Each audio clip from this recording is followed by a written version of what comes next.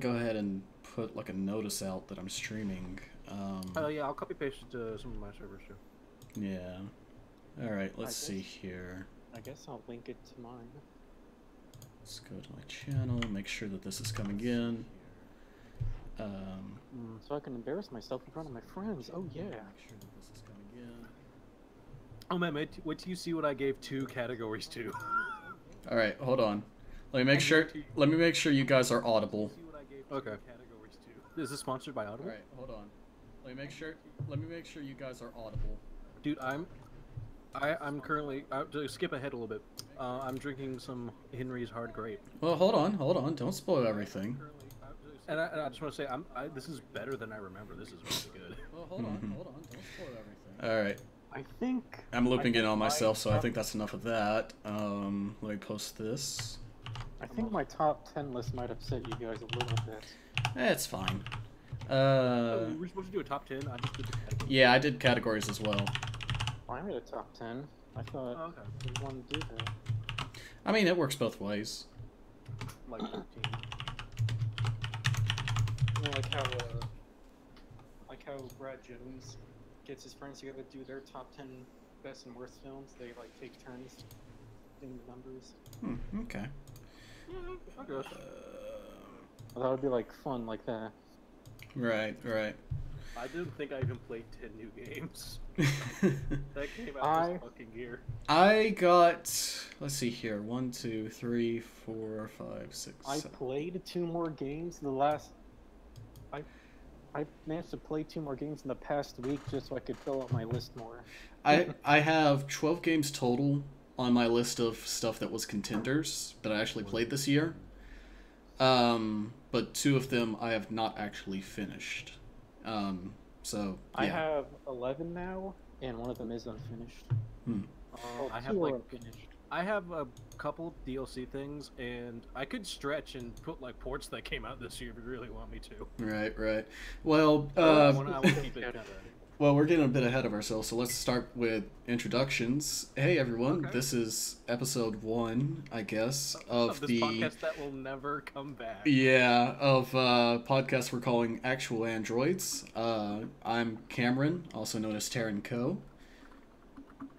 I'm Max, also Cinemax. I'm Dakota Smash K. Okay. And yeah, this is gonna be a little bit of an awkward one for an episode 1, but kind of a review of 2018, what we played, and just kind of going over kind of what we enjoyed, what we liked. In video games. In video games mostly. We'll talk a little bit about other stuff as well, just at the start. A little cozy fireside chat with friends. But yeah, this is just a little New Year's stream to ring in the new year. It is currently 8:30 EST, so this might go through into the new year. We'll see. This probably will not last 4 fucking hours. Kick back and want to join us as we look back on the good things from this year. Mm-hmm. And also some of the bad. Yes, we will. Good. Yes, mostly good. Mostly good, but there will be... I'm going to go tell you straight up, I don't have a worst of the year because I didn't play that much. Ah. But I'm willing to chime in if y'all have one good one that I can agree with. I mean, I didn't play what I have marked here as the worst of the year, but it's just... it was bad enough that I have it listed. Octo expansion. Fuck no. By the way... Enough of your cultural osmosis. You may as well have played it. By the way, are you two currently looking at what I have set up for the stream view? Yeah, I was gonna say, that's really cute. Thank you. Let me open that. No, I'm not watching the stream. Okay, well, take a look real quick, because I'm actually pretty proud of this. I'm also gonna oh my god, that's adorable! Yeah. That's amazing, Cameron. Thank you. Good job. Did you know that no one's taken a proper screenshot of the UI without any characters in Valhalla? Because that's what I spent the last hour and a half doing. Oh, that's what you were setting up. Yep. Okay, no, that's really cute, dude. Congratulations. I love my little inkling girl. Yeah. Yeah, I think that turned out pretty good. I think that turned out great. Alright, so, starting off, it is the new year. Is everyone having a drink for this occasion? I have a couple drinks. Actually. Okay. I got water. Water? Not even champagne or something for the new year? For the butt? I was gonna say the bubbly, but I was gonna say the bubbly, but I mean, yeah, I'll take a shot for butts. If you like asses, raise your glass. The sound of a billion glasses. Jesus Christ! I can't edit that out. Damn it! I started drinking last night. That's how pre-prepared I was. Let's not. Oh boy. Let's not burp or barf or fart on this podcast. Please. I'm trying to lean away from the mic. Please. I will mute myself if I feel it. Please do. So. All right. Well. What's being served tonight, Cameron? You start. All right. So I have in my hand currently a mixed drink of what is it? Captain Morgan Jacko Blast, which is a pumpkin spiced rum that is actually surprisingly very good, and I have it mixed with I guess I could make myself a cocktail real quick. Yeah, you could. Intros. And I have it mixed with Coca-Cola, so it's a rum and Coke, just a little bit fancier. And to go fancy on the Coke, I am using glass bottle Cokes from the international section of Food Lion, which yes, from Mexico, where they still have proper sugar in them instead of corn syrup, which actually helps a ton with how it tastes. Like, it makes a major difference. Less addictive. It's not only less addictive, like, the corn syrup just makes me feel sluggish. Like, it is a very noticeable difference in terms of the taste. I also have a giant-ass loaf of pumpkin bread beside me as well. Nice. So, gonna be munching on that, too. In terms of, you go first, Dakota. Okay, because I do have a setup here. I made myself some lovely 3-meat DiGiorno's pizza. Because they're on sale for $4 this weekend. Nice. And I got myself a mixed 6-pack last night from my place of work, and I already had the orange Henry's Hard Orange. I'm a weak bitch and I only drink hard sodas, so I have with me right now a half left of Henry's Hard Grape, because actually that shit's delicious. And I have right next to it one of 2 Mike's Hard Lemonades I have. I believe all really nice and cold. I want to say I tried the Mike's Hard Orange Lemonade. Is that a thing they have? Orangeade? I think. I know I tried that once, and I was like, yeah, this is fine. But, I mean, just not for me. I love some hard sodas. Yeah, I guess. Okay. What proof? Does it say what proof that is, if at all? Like, what percent alcohol is it? 4.2. 4.2 proof? And then the Mike's is 5% alcohol by volume. Oh, okay. Yeah, these Jacko Blasts is a 60 proof, so... I don't actually like alcohol, but I have to keep up appearances. That's bullshit, and you know it. That is the biggest...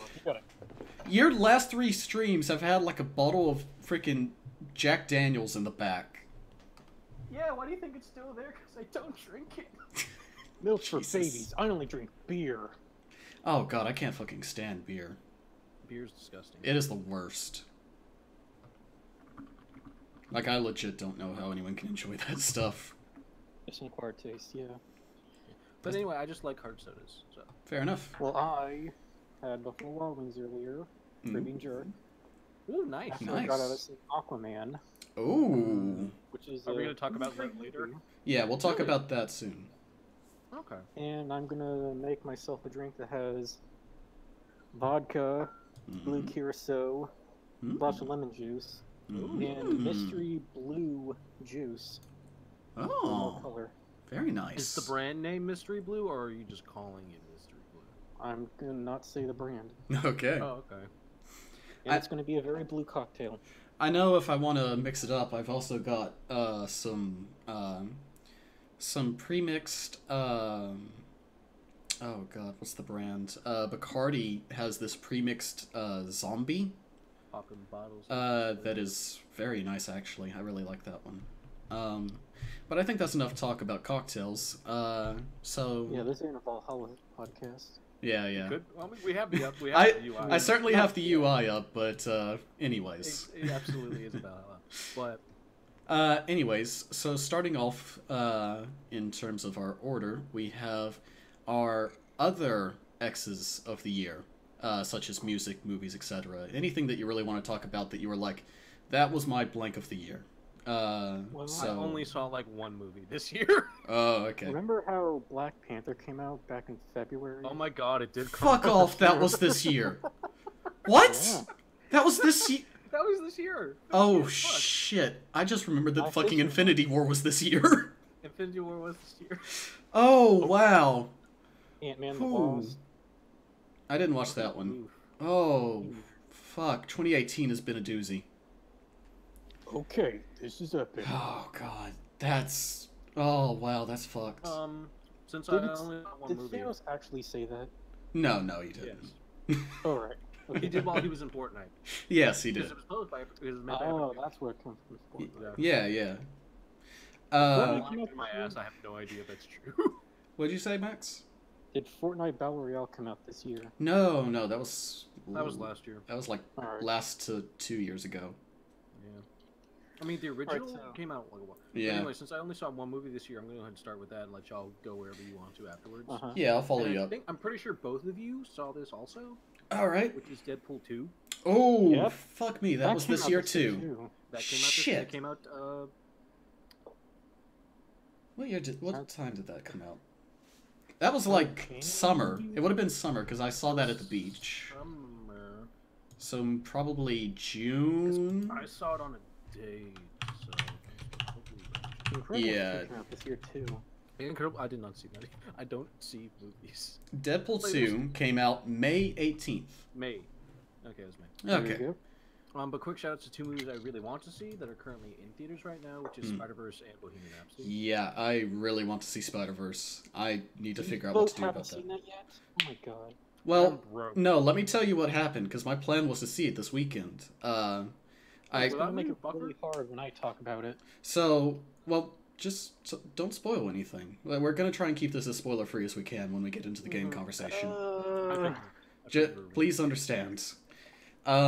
But anyways, I went to go see it this weekend because I was like, I need a fucking vacation. So I drove myself down to the beach after a 3-hour car ride through a fucking monsoon for a bit. I was legit hydroplaning for a good portion of that ride. And I go to the theater at the beach, and for those who aren't aware, North Carolina got hit by a pretty bad fucking hurricane back in September. I remember that. And the theater that I was going to go to is still completely gutted because it got flooded, and has yet to be repaired. So my plan kind of got mixed up on that. So haven't seen it yet. I guess you could say your parade got rained on. Just a bit. But I don't know. I might try and see that tomorrow since tomorrow's a holiday. Maybe. Such is the burden of the King of Storms. Yeah. I live like right down the road from a $4 movie theater, so I'm probably just gonna wait until then. It comes to that. True. That shouldn't be too long. Yeah, actually, I was gonna see Bohemian this week, but I just completely forgot. Yeah. Because it's there now. Howell has been getting better at releasing those faster, I think. Oh, we're gonna name the theater. Well, yeah. I mean, I don't think it's the only Howell theater.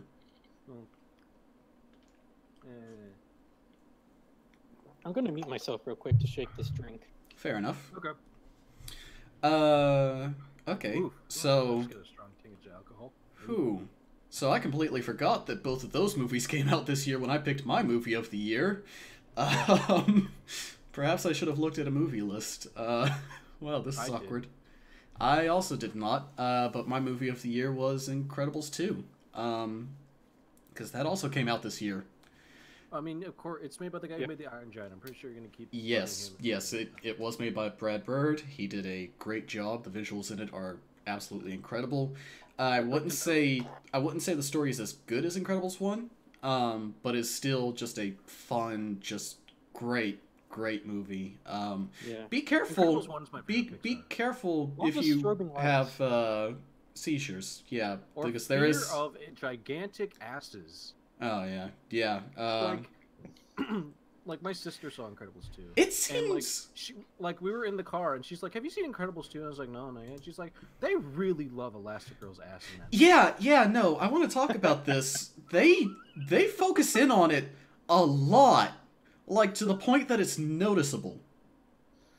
They know who their target audience is. Yeah, I mean, hey, yeah, they put the really tech seem in to. render that butt.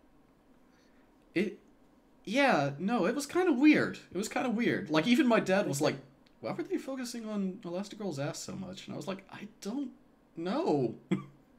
Like, that's where the money is. Like, I know everyone has the jokes about it, but I didn't expect the, like, movie itself to focus in as much as it did. They know the people who grew up watching the first one are into older women now. I mean, hey, I'm right here. Oh, boy. Alright, so, a few movies I've seen this year. Black Panther, obviously. Deadpool 2. Incredibles 2. Venom. Oh, boy. What were your thoughts on Venom? Because I've heard mixed. It's like goofy. It's like a good popcorn movie. It's... Okay. I think I would love it. I think it captured the spirit of Venom. Yeah, Oh shit, that was like, you know when Venom got his own spin-off series back in, like, the 80s or whatever? Yeah. It captured that spirit very well. Oh, you mean like the mid-90s Venom? Yeah, when he, like, got his own comic. Like, his own Lethal Protector. comic. Yeah, Lethal Protector is what it was. And then there was... Oh, God, when he fought the Hulk, and then they stopped this one guy by getting on TV and basically imitating that one SNL skit with the two brothers, like, pump you up. Oh, yeah. Pump up. That's spirit. Okay. I should also note I have not seen Bird Box yet, which currently everyone is freaking the fuck out over. Yeah, I've heard. Bird Box. What movie? Bird Box is on Netflix. On Netflix. You know what I did see? I saw a movie on Netflix that got recommended to me called The Ballad of Buster Scruggs, which is by the Coen brothers. It is a collection of 6 Wild West stories, of which I would say the first one is great. Yeah. Yeah. Okay. The other one's... It's, I'd recommend going in, watching that first one, and then walking right out of your living room, because that's all you need. Not even turning off Netflix, just walk out of your own house. Yeah, no, let it get its runtime, but, okay. But, yeah. God, Infinity War was this year, Jesus Christ. Yeah. I just realized, Cameron. Yes. I know you and me are gonna have some good words about this. Song of the year for me. Oh, I know what mine is. What's yours? I want to see if it's the same. Oh, you know what it is. It feels like summer. Yeah, buddy. I knew it. It's so good. It is so good. I looked at the release list and I was like, that came out this year. Yeah, you know what else? But it is not my album of the year because it was only a single. So, do you know what your album of the year was? I did not listen to any, like, albums this year, but okay. I'm gonna go ahead and just give it to Dirty Computer by Janelle, because fuck it. Okay. Fuck it. Janelle Monáe is a goddamn queen, and I adore her and her music so much. Fair enough. My album of the year goes to The Now Now by Gorillaz. Oh shit, that was this year? Yeah, buddy. Yeah, that's my album of the year too. Yeah. Okay, I still haven't listened to that. It's so... I listened to Humans on release. I didn't listen to them on release. I need to listen to that. You really need to. I love that album. It is an album that is very close to perfection, in my opinion. For my taste, there is one song on it that I wasn't super big on it. It's the collab with Snoop Dogg. I wasn't too big on that song that they do, but it's still an okay song. But yeah, no, now go listen to it if you haven't. Okay, I mean I have it, but I just haven't listened to it. Honorable mention. But I'd say my song of the year goes to This Is America. Yep. I was thinking that too. Yeah. That one is definitely a runner-up. It just encapsulates the whole year. Yeah. Yeah, that's honestly the best summer. Yeah. This year. I did want to mention my honorable mention because I'm pretty sure this came out this year. The latest Too Mellow album I've been listening to on repeat a few times. The Jet Set one? No, the Jet Set one was last year, I believe. If it wasn't, I would have also put that on here. Because, oh man, that album, ooh, that album's so good. Song of the Year is the Dragula remix from Jet Set Radio. Oh, fucking Song of the Year every year, fucking Dragula remix. Let me verify that Too Mellow album came out this year, though, real quick. While you're doing that, I want to give a shout out to two things. One thing I have watched, another thing I haven't Fuck me, he just released another album. What the shit? I was talking about Return of the Soul, which did come out this year. What the fuck did Memories of Shadow drop? Okay, hold up. Tokyoto Memories of Tokyoto was also 2018? Yeah. So you can Fuck me. Okay. Too Mellow's been a busy man. Okay, what the fuck? He has 1, 2, Drops 3. out faster than Five Nights at Freddy's. He has 5 fucking albums out in 2018. What the fuck? Right. He's trying to compete with Viper the Rapper. Oh, 2018, wow. y'all cowards. Y'all cowards don't even release 5 records. Y'all cowards don't even smoke crack. Okay, so yeah, Now still gets Album of the Year, but fucking close second to Memories of Tokyoto. If you have any love for Jet Set Radio, go listen to that album. Stuff I need to listen to now. You need to. I've honestly not listened to any music besides from soundtracks from the games I've played. So we'll get into that. Yeah, I'm really out of the music element. We will certainly get into that. But can we go back to movies though? Because I wasn't quite done. Yeah, of course. Like, I also saw First Man, which would be my runner-up for best movie of the year. What is First Man? Is that? I have never heard of it. The story of the moon landing. Okay, so it is Apollo 11. Okay. Yeah. With Ryan Gosling. My crush. Of course. And it goes into Neil Armstrong's personal story. First drink down. How going up to the moon land, preparing for the moon landing, put a strain in his marriage, how he lost a daughter at the start of the movie. Right. How he's has to all his emotions. Okay, do you mean lost as in they just stopped talking to each other, or lost as in died? Huh? When he lost his daughter by she stopped talking to him? Died of a brain tumor. Wow, I didn't know that actually. Ooh, that's how he has to keep his emotions bottled up because he's a man of the 60s. Oh yeah. Men don't have emotions back in the day. Huh. Yeah. Huh. I didn't know that. Yeah, I should probably check that out. Yeah, you'd love. Yeah. When they actually, when there's in midway when they're doing one of the flight tests up in space, their probe starts going haywire, and they almost die in there. You know he survives, but the tension still grabs you.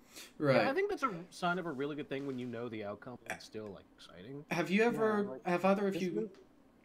Max. Made me feel claustrophobic for the first time in my life. Have either of you ever watched Apollo 13? No. No. Tom Hanks one? Yes. Yeah, I've seen that. Okay, because if you're looking for more of that fucking space movie. Yeah, I actually watched it back when I was sick. It was either late middle school or early high school. Space movie. I'd say First Man is better than Apollo 13. Really? Wow. Okay. Wow.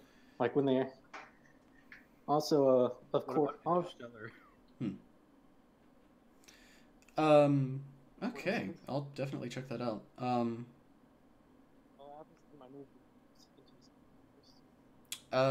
Max, are you leaning away from your microphone? No. It seems like it. You sounded really quiet. Yeah, you're getting real quiet. I've been moving around a lot because I made a stupid mistake while mixing my drink. Oh, okay. Okay. While you're fixing your mix-up, I want to talk about some TV shows, actually. Oh, okay. That's one I did not watch that I need to watch, that I really want to watch for various reasons. One that I still need to catch up on, and two that I still need to catch up on. So I didn't even watch these, but I really want to. Okay. First off is second season of DuckTales. Holy fucking shit. DuckTales is amazing. Go watch it. Okay. The way the first season ended was honestly just kind of perfect. And then like they're going only from there. There's only up to go, honestly. Like because like just you can tell like the director Frank Agonos, I believe it's pronounced Agones, maybe. I think Frank Agones. Max, you okay? I think he's shoveling snow. Is he vacuuming?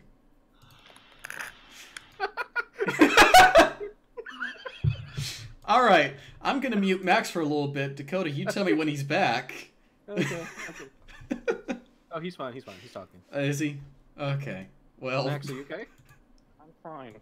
Okay. I thought you were vacuuming. Everything is fine now. Where? Oh God, where was I? I was talking about DuckTales. Right, I was saying it's probably pronounced Agonos because that's how you say it in Killer Instinct. No, but but it has an E in it. I think it's. But anyway, just you can tell like Frank Agones just fucking adores every aspect of the Duckverse. Mm-hmm. The Duckverse. That's literally the Carl Banks Duck, like, because the Donald Duck is completely different from like Mickey Mouse Donald Duck. Yeah, it is an actual thing. Yeah, but it just every bit of scripting in the new DuckTales is so good. It's probably the most heavy character-driven cartoon show since Gravity Falls. Wait, so does this? Actually, no. I have a question now. So is there a Goofy verse, and that's where the Goofy movies take place, or is that also linked to the DuckTales? That's the That's Goof Troop. There's little references in the new DuckTales to the Goofy stuff, but they haven't done anything definitive. Okay. But he said he'd like to. Oh. Like, there's a bunch of interesting stuff. Okay, because if you no, there's actually more interesting. It's funny you mentioned that because there's like this is a new Disney Afternoon universe that it's in there because the air pirates from TaleSpin are in an episode. Like Darkwing Duck is in this universe, but Darkwing Duck exists as a TV show in the universe, and like it's Launchpad's favorite show that he grew up watching as a kid. And he said like that's he said publicly stated like the fact that Darkwing Duck is a TV show in the universe of DuckTales is the setup for like something else later on. Okay. And so that's gonna be really cool when it gets there. But just the voice casting is great. Having David Tennant as Scrooge McDuck is one of the smartest, but also most obvious things ever. Mm-hmm. It's a great, fantastic. A lot of really good emotional performances. Really? So yes. So Dakota. Yes. Since Launchpad is there, does that mean the rest of the range are canon? Maybe. Oh, I should probably change the name of this on Twitch. What did you say, Max? And did you see Chip and Dale in DuckTales? No, they haven't shown up yet. Alright. But trust me, he's trying to do as much. They tried to use Mickey Mouse, but they can't. They're not allowed to use Mickey Mouse. Okay. What? Because weird. I can believe it. Yeah, because they're very protected. Like they're, Disney Mickey Mouse. Mickey Mouse is probably the most protected icon in all of media. Yeah, but just my favorite character in this is Donald by far. Because you know how Donald is in Disney cartoons. Right. He's very angry. Sora, it's Sephiroth. In Disney cartoons. But in this, I think this is the best portrayal of Donald ever. Where he's just kind of this tired dad. Is he still like a war vet? Yes, he was formerly in the Navy. But that actually is brought up Isn't that why he drops them off in the first episode? Yes, that's why he drops it. But in this, he's was retired. I want to hear that he's like going to like PTSD, like fucking recovery. He does have PTSD, but not from the wars. From okay. I'm going to say #DuckFeels. Okay. I'm going to say. I get. Yeah. The first season is all about exploring why does Donald, because the first season is Donald and Scrooge not get along, and we find out why. Okay. We find out exactly what the fuck happened between them, between Donald Duck, between Scrooge, and between the triplets' mom, and this is why she's not there. Oh, Scrooge is. Oh, okay. Scrooge is Donald's uncle, and the nephew's great uncle.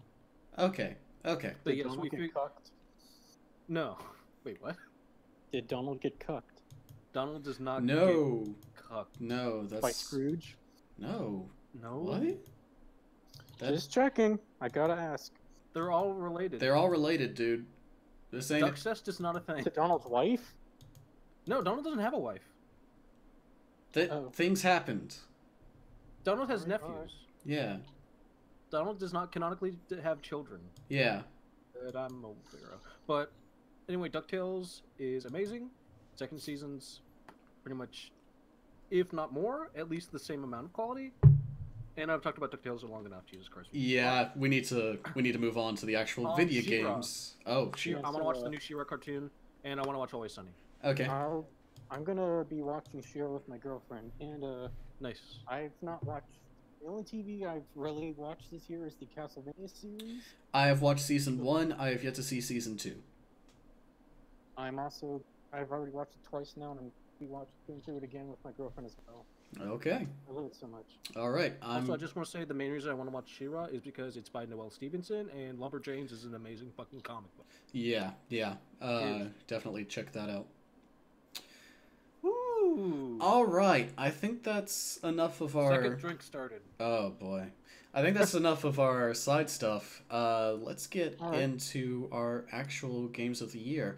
So... I guess the way we're going to do this, since Max has a top 10, is have him do his 10 and then we do our category thing. Yeah, I guess so.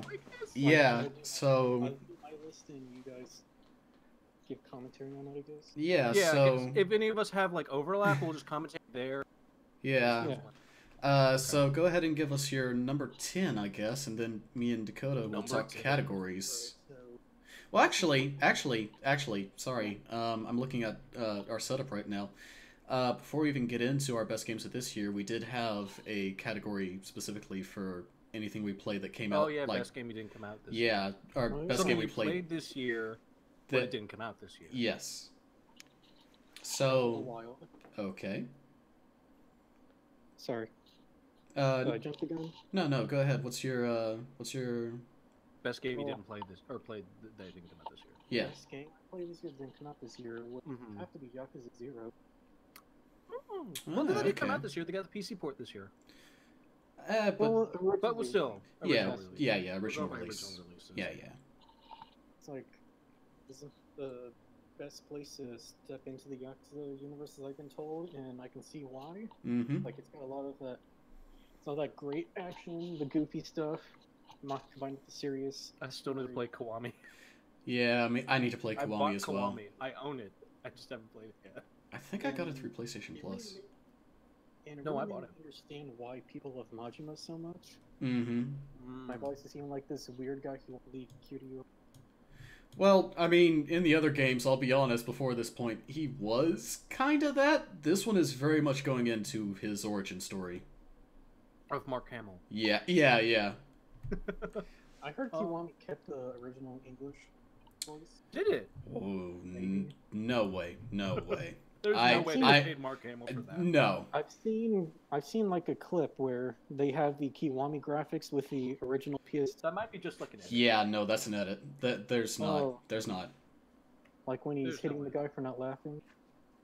That is from Yakuza 2. That is not from Kiwami. Yeah. Because 2 is the one where they brought in Mark Hamill. Alright, gotcha. Yeah. Cameron. Yes. Actually, I'm not going to say the best game I played that didn't come out this year, because that's actually going to come up later. All right. Well, I'll save that. Okay. Well, my best game I played that didn't come out this year kind of follows up on the list that I made for last year. That I'm going to go ahead and make an addendum for, because my game of the year for last year has been knocked down a peg. Now that I've played to completion Nier Automata. Which I am doing at the moment, and I was debating putting on this list, but I haven't put enough time in. Yeah. So, before January, I had played through to Ending A of Nier Automata, and had to take a break because of school and stuff like that. Came back to my apartment after break and everything, and booted up Nier Automata, and just blasted through those last parts of it in about 2 days. And Nier Automata is very interesting because having played it at the start of the year, it fucked everything up for this year in terms of my selecting stuff. Because like, is this going to because every time it was the question, but is it as good as how I felt when I played Nier Automata? And that's almost an unfair bar. I'm having a lot of fun with it. Really, really is.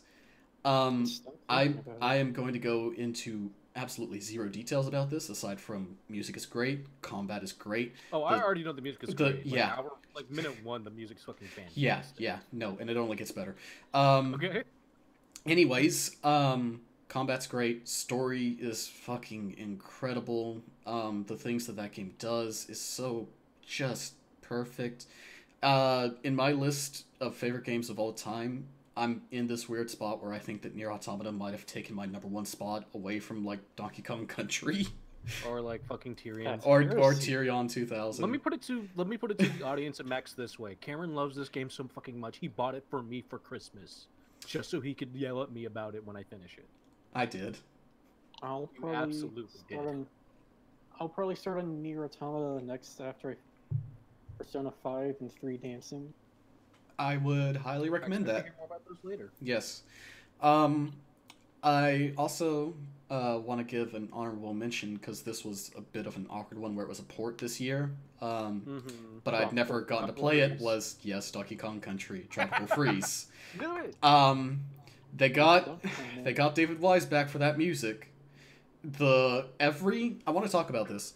Every single level in that game is different. Every single level has a different mechanic to it, to how the level's structured, and it works so perfectly. It works so perfectly, and it's just has so much care put into it. And I don't want to go into too much details about stuff like the final boss and things like that, but there's certain aspects of the final boss that if you've played DKC 1, you'll notice patterns reoccurring that made me really, really happy. I like how 3 different points you just said are going to come up later in my lists. So, Cameron, let me ask you something. All right. With how popular King K. Rool got in being in Smash Ultimate, would you like to see him come back for a new Donkey Kong game? I would absolutely love for that to happen. I have video proof of you orgasming at the side of a claptrap. We'll get to that. We will. We will. Anyways, so Donkey Kong Country Returns, the series, which is these 2 games that have come out so far. The television series. Of Donkey Kong Country Returns, have had one issue that I would raise, which is that the enemies overall are not as strong as the Kremlings were. Are you sure that's just because you grew up with Kremlings? I've thought about this. No, I've thought about this. I've legitimately thought about this. The Kremlings overall just have a lot more going on for them, especially compared to the Tikis. I will say that the Nordic animals in Tropical Freeze are a major step forward from the Tikis for sure. Yeah, I remember the Tikis being really lame. Yes, they are. The enemies in this one are a lot better. They all have a unified design similar to how the Kremlings did. The final boss especially has a great design, as well as backing track to him. But yeah, I think it would be a great and perfect move for K. Rool to come back for the 3rd Returns game. Yeah. And you would call it K. Rool Returns or something. And the Kremlings have had like 4 games and a TV show to expand. Yeah, that is also true. But I didn't grow up. The Donkey Kong Country series did so much to expand the character of K. Rool. But I'm also talking about this from a person who never played 64 and saw one episode in passing of the TV show and went, "That looks awful." What are you talking about? It looks great. Like, even kid me was like, "Oh, Jesus, what the hell is this?" But Donkey Kong's singing voice, man. Coconut cream pie. That guy actually has a good voice. He has a legitimate voice. He has just wasted. It really is. By the way, Mike's Hard Lemonade tastes great. Okay. But yeah, that's my thoughts on best games I played that didn't come out this year. Okay. Sorry. No, go ahead. For me are Valkyria Revolution and Legend of Zelda Breath of the Wild. All right. Breath of the Wild. No, I started playing that last year. What am I talking about? Breath of the Wild is so good. This is my first. It was nice. Really good. Yeah. All right. So with that out of the way, next we have game you wish you played more of from this year. Ooh, let me start because I actually just bought that. I just bought my pick for this list like 2 days ago. All right. Because I saw it was on sale on the eShop, and I was like, I've heard things about this game. Let me get into it. I played it for 10 minutes. I was like, oh fuck, this is hard. And that game is Into the Breach. Oh, really? Yeah, I forgot I didn't tell you about this, but I bought Into the Breach. It's really interesting. I really like it. I haven't beat one mission yet. Wow. It is really hard. Like, to just start wrapping your head around the mechanics. Can you explain that game for me? I don't know anything about it. It's like a strategy game. It's tile based. Okay. You have different pilot. It's kind of like a roguelike where you go through like campaign mode, but you have a pilot and you have three. Well, as far as I know, you have 3 different units. You have a melee based mech. You have a cannon that shoots in a straight line, and then you have does a lob shot that pushes. Cool. And you're basically trying to protect like various cityscapes. Sorry, I just hit my mic. You're trying to protect various cityscapes from like these bugs that come up from underground. So is it like a tower defense? No. It's like it's a tile-based like RPG thing where you can. So at the start of the turn, enemies set up their shots so you know where they're going to hit when their turn comes. But you can do your best to destroy and or push them so they're hitting like a mountainside that won't do anything. Like the layout of the board kind of looks like Final Fantasy Tactics, if that helps. Yeah. Some. Yeah. Imagine like a Tactics or a Disgaea like style level. Yeah, but with more importance given to like what things lay on what tiles and stuff like that. Very small scale. Yeah. Like probably like a 16 by 16. Yeah, it's very sort of puzzle based in a way. It's almost a puzzle game. Like cool. just figuring out like, okay, I have like 3 bugs set up here. One's about to take out the city. One's about to attack my guy. One is trying to move up. I can do a lob shot and push the 2 about to attack, away. So one's not hitting anything, and one's just attacking outside because they have like set distances they can attack. So if I have like my unit right next to a unit that's a bug that's about to attack him, and I push the bug like to the left, that bug's still going to attack in that one space, but because there's nothing there, it doesn't do anything, and you just nullify its turn. Mm-hmm. Well, it's really interesting. I'm really liking it, even though I suck at it. It's really fun. It was like $10 on the eShop. I'm definitely going to dive more into it, especially on the Switch. I can just lay in bed and just play. Right. It's a little reminiscent of the combat in Radiant Historia. Into what? In what? Radiant Historia. Yeah. Oh, Radiant Historia. I've never played that. I've never seen it. Well, it's got a re-release on the 3DS now. Okay. It's like you can like do moves where you can hit. It's like the battlefield's a grid, and you can do certain moves that push them spots. Okay. Yeah. If they're all occupying one spot, you can hit them all at once. Also, one game that came out that I do want to play is Disgaea this year. I do, because I low-key love Disgaea, I just don't like playing it that much. If that makes sense. I don't think like you like the comedy or the writing. I like the way it plays, but I don't like playing it. I don't think I've ever touched a Disgaea game. Disgaea is fun, Neither but it's very like for min-maxers. So, my turn, I guess. Mm-hmm. A game that I wish I had more time to play would Valkyria Chronicles 4.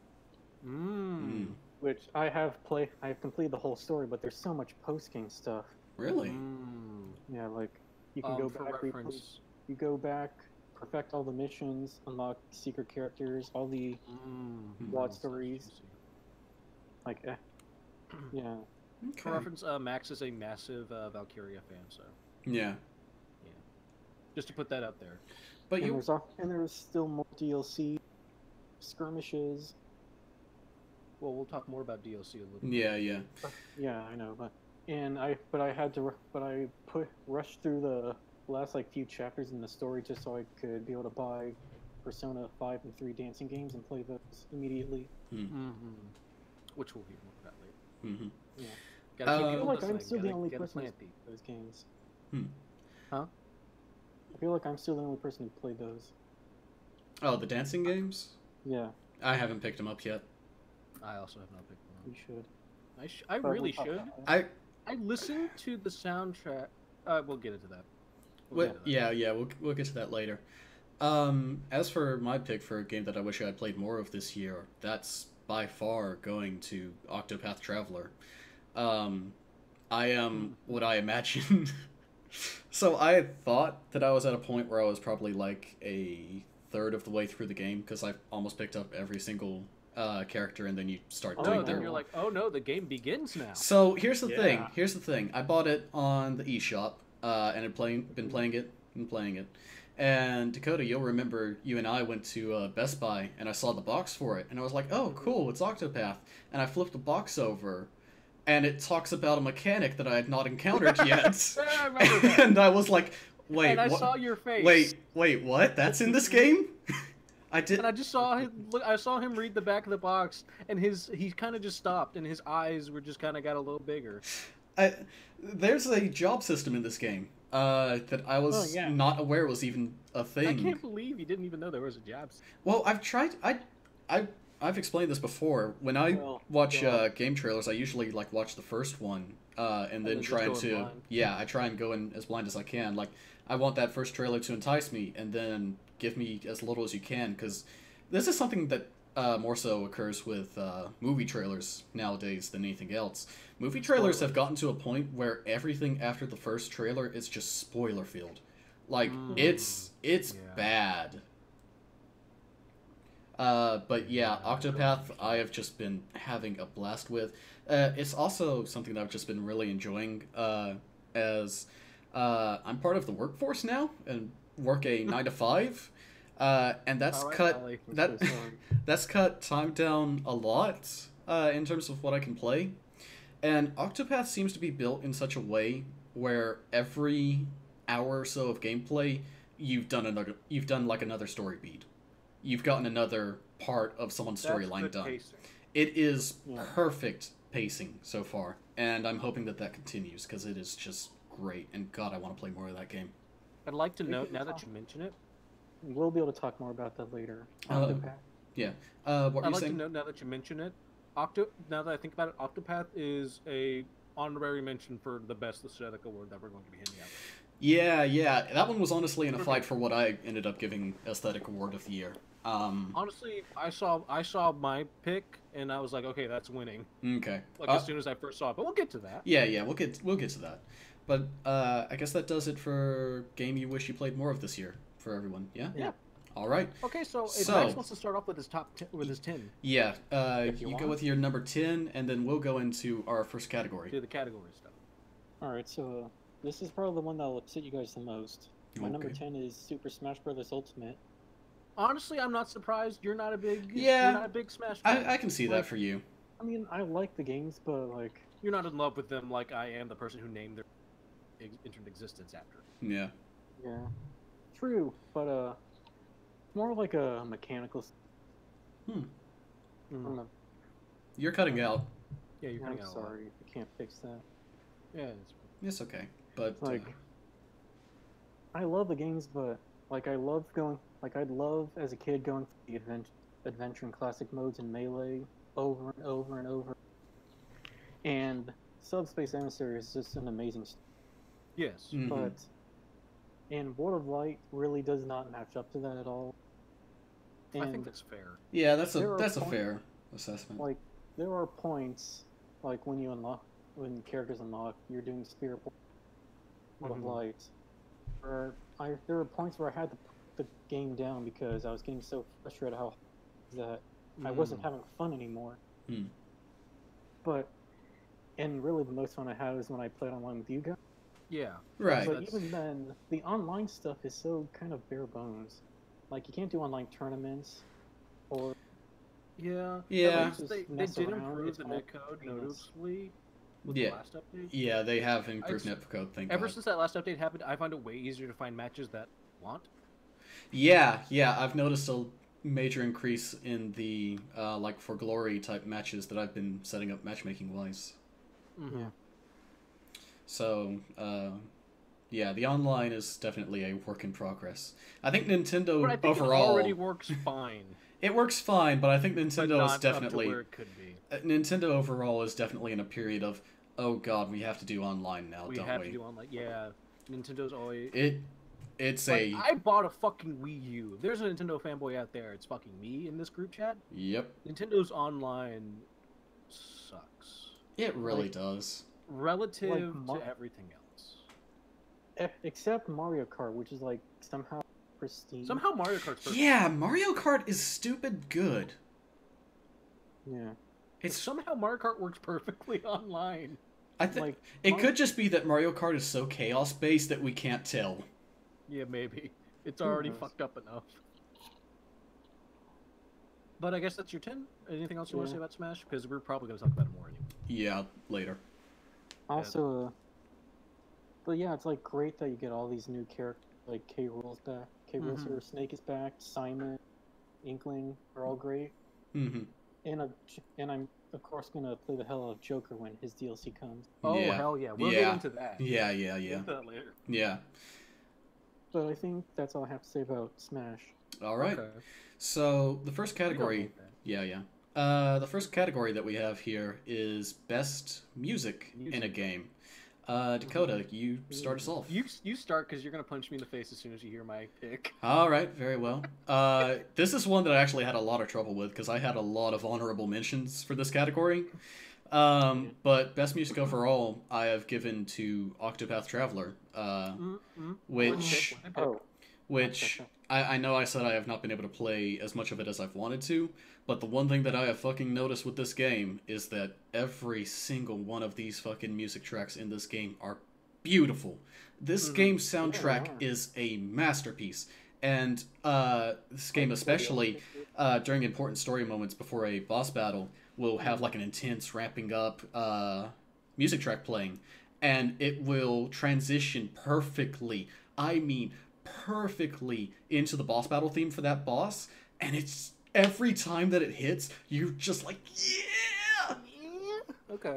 Oh, it's so good. But this one, this one. I play that game. I fully agree. Yeah.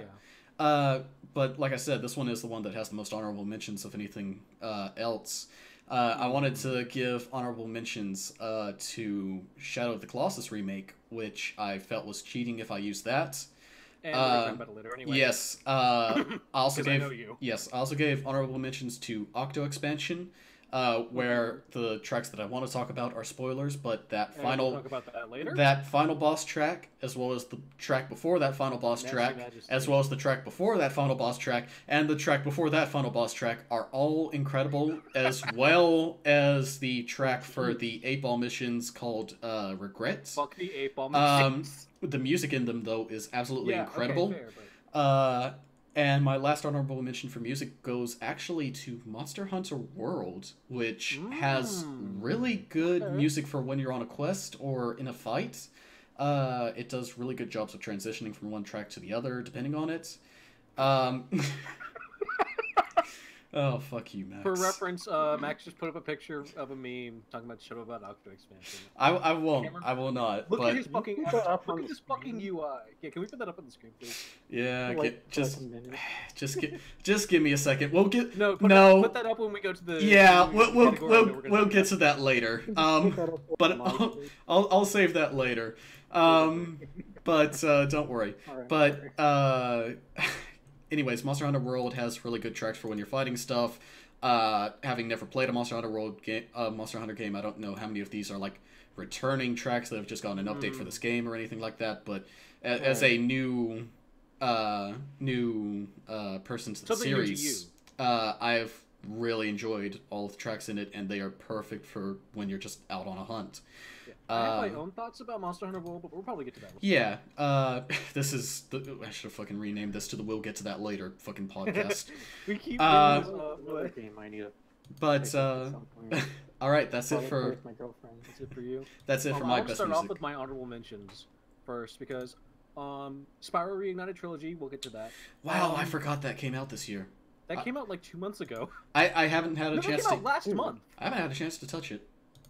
Wasn't Insane Trilogy this year? The port to everything else besides PlayStation was this year. Oh, okay. Yeah, but that came out originally last year. But Spyro Reignited Trilogy, it gets a really big armor because it has both. He's watching the stream. Okay, but he. Sorry. Hold on, let me look at the stream. Nah, it's already gone. Oh, okay. But it has not only the remastered soundtrack of all 3 games by the great Stuart Copeland, but it also has the originals. So if you want to be Mr. Hoity-Toity, you can have that. Mm-hmm. But the original soundtrack is fucking amazing. The remastered soundtrack is still good. It has dynamic stuff. Actually, it has dynamic stuff. So like if you're charging or like in the middle of flaming enemies, it actually kind of ramps up a little bit. But if you're just walking around, I gotta say, I'm usually very, very picky about remastered soundtracks for games. Oh, you cut out a bit. Oh, you did cut out. I'm sorry. I was saying that I'm very picky about remastered soundtracks for games. Yes. You'll remember how excited I was for the, is it Omega Ruby Alpha Sapphire remakes of Emerald? But yeah, those were games where I was super excited to see what they did for those soundtracks, but and it just kind of didn't. It's too messy of a mix for me personally, which really disappointed me. There's a few tracks that are still very good in their remakes, but yeah. But let's move on to my second honorable mention before we get to my main course, because you're going to punch me in the face as soon as you hear my main one. The second honorable mention goes to Smash Ultimate. Okay. I really wanted to put it here, but I have it in like 3 other spots already. I considered putting that on my honorable mention list, but it's so much of a compilation of just video Just literally video games, the soundtrack. Yeah, like it felt like a bit of a cheat to put that. Exactly, that's why I didn't. But shout outs to the fucking Snake Eater remix. All the Castlevania stuff they did was godlike. All the new Mega Man tracks are really amazing. Bomb Rush Blush is also 2 whole Final Fantasy songs. That's absolutely right. I think that's one of the rights issues thing that they talked about, that they can't get the rights to the music for whatever reason. But anyway, we'll get to that. The real best soundtrack for me. What? Go ahead, build the say my runner-up for best music is also Smash Ultimate, and you nailed why I didn't make it my number 1, because it is just an ensemble of a compilation from other games. Yeah, so I didn't think that counted. It's the best hits of the video game industry. It is literally a greatest hits with a few very good remixes. Once again, shout out to Bomb Rush Blush, because But my best music in the video game this year was actually a little mobile game. Okay. Oh, fuck you! Fuck you! Fuck you! Girls Party, baby! Oh, you... You need to get over that. Bang Dream Girls Party is a free-to-play rhythm game for iOS and Android. And it has a bunch of original songs, has a bunch of anime covers. It's all free. It's really fun. I don't like. There's. Did I put a fucking category for best mobile game? I don't think I did. No, you didn't. You are killing your friends. No, let me finish. This is my segment. This is his segment. It is free to play. There's no obligation to pay money for anything. There's never like a shoved in your face sort of thing, which I respect. All the characters are fucking fantastic. Who is best girl again? Fucking Karu Seta is best girl. Your Discord icon. She's my Discord icon, drawn by my lovely friend Grey Eggs and Ham. Patron, please. Shout out. You're welcome. Shout out to my best black gay friend. I'm gonna go ahead and say this. That's a not safe for work link that you're gonna click on if you go there. But she is really gay and likes really big titties, so fair warning. But Bang Dream is fantastic. I love it. The characters are really. It's just really charming and really great. It has really fun songs. It's simple. It's easy. I enjoy playing it. It's just a really good time. And the English version, the Japanese version, but it came out officially in English this year, so that's why I'm talking about it. Right. And there's going to be a Persona event, hopefully, the English version next year. Oh. That adds Reach Out to the Truth, Last Surprise, and I believe the ending theme from Persona 3. Okay. All covered by the Visual Girls. Just for more of the premise, there's 5 bands of 5 girls each. They're all like different genres. They all have really solid just designs for the base, and then of course there's gacha elements. Where you get your stars, you try to go for a 4-star girl with like a really cute outfit and train them out. Anyway, please. Bang Dream Girl is my best music for a game in 2018. I will say though, at least you have good taste, making the purple-haired girl best girl. Well, I would love to get into reasons why I love, but that's not the podcast for this. Next episode. When I edit this, I need to figure out a way to like have my character fade to a fucking tombstone. Like visibly grown. My character's already asleep. Okay. Yeah. But let's move on. Yeah. Unless you have a thing for favorite music in a game, Max. Yeah, my. You already talked about it. No, that was my runner-up. Oh, I'm sorry. Yeah. That's why. I think you guys can guess what my top music for the year is. It's Valkyrie. kind of cheating. It's both Persona 3 and 5 Dance. Oh yeah. Oh yeah. Yeah, the Persona 3 and 5 rhythm games that just came out in America this last month. You know, Dancing in Light and Dancing in Starlight. Mm-hmm. I have actually one. Like all the remixes for all the popular songs from both games, and they also put the classic versions of some of the better songs. Like you know those are the good ones when they don't get remixes. Mm-hmm. Like Last Surprise. Yeah. Like Last Surprise, River in a Desert. Rivers in the Desert. Yeah. And Heartfelt Cry and Valkyrie One Soul. Mm-hmm. Stuff like that. Yeah. And Light the Fire Up in the Night. Mm-hmm. Yeah, that's the PQ song, isn't it? Yeah. Yeah. That's a really good one. Yeah, Too bad the game isn't. Present, I'm already futuristic cruising. Okay. Next is Max's number 9, I believe. We go into the next category. Right. Sure. So continue. So Max, go ahead. My number 9 is Octopath Traveler. Oh. I haven't finished. I got as far as gathering up all 8 players. Okay. And I got to like part 2 of both Primrose. Actually, yeah, I only got to chapter 2 of Primrose's story. Oh, you started with Primrose? Yeah. I started with Hanit. Of course. Yeah, that's actually pretty obvious, isn't it? Hanit is also great. She is. It's so weird to... I'm gonna go ahead and put this out there for anyone who starts Octopath Traveler and picks Hanit. Not all of the characters speak like that. Just where Hanit comes from speaks like that. Hanit's a weirdo. Yeah, no. What does that mean? Letting thy arrows flyeth true. You knoweth, like, yeah. Are you upset because mine pussy poppeth? And thou dost not? Oh, well. That would actually be a perfect fucking crit sound for her. Bitch. My pussy doth pop.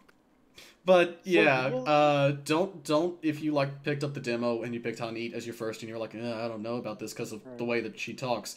The rest of the characters are not like that. Do not let it dissuade you from that game. Because it is very, very kind of weird if you know nothing about it like I did. But Max, anything else about Octopath? I didn't get through. Like you said, it only just started with it because I got. I know that as you progress further beyond that, you get more characters, and the characters will actually interact with each other. Yeah, I haven't gotten any interactions. At the start, it just feels like these 8 people are traveling together just because it's convenient. Like they don't actually know each other. Yeah. Yeah, I can definitely see that. It does feel like there should be more interaction, sort of like in a Fire Emblem style. Yeah, also, like support combos. Also, it's a little tedious how party members you don't have in your party actively don't get experience. So you have to grind them all individually. Yeah, I feel like that's always going to be an issue for people. Which I haven't seen the game do that since Fantasy. Persona 5 does that. Yeah, no, I've seen. Well, eventually you get an ability. Yeah. Yeah, that's right. Yeah. Okay. Yeah. Cameron, what's your best story? Yes, so our next category is best story in a game this year. And this was a bit of a tough one. I'm gonna have some honorable mentions for this one. But my best storyline goes to Marvel's Spider-Man. Which that's such a good one. Which I disclaimer: I have not played Spider-Man yet. So I'm gonna talk around this a bit, as I feel that we all should about the stories for these games. It's really hard to make this whole podcast spoiler free. We can do this. We can do this. We can do this. Ooh, we can do this. Not me. Not for my top 10 list.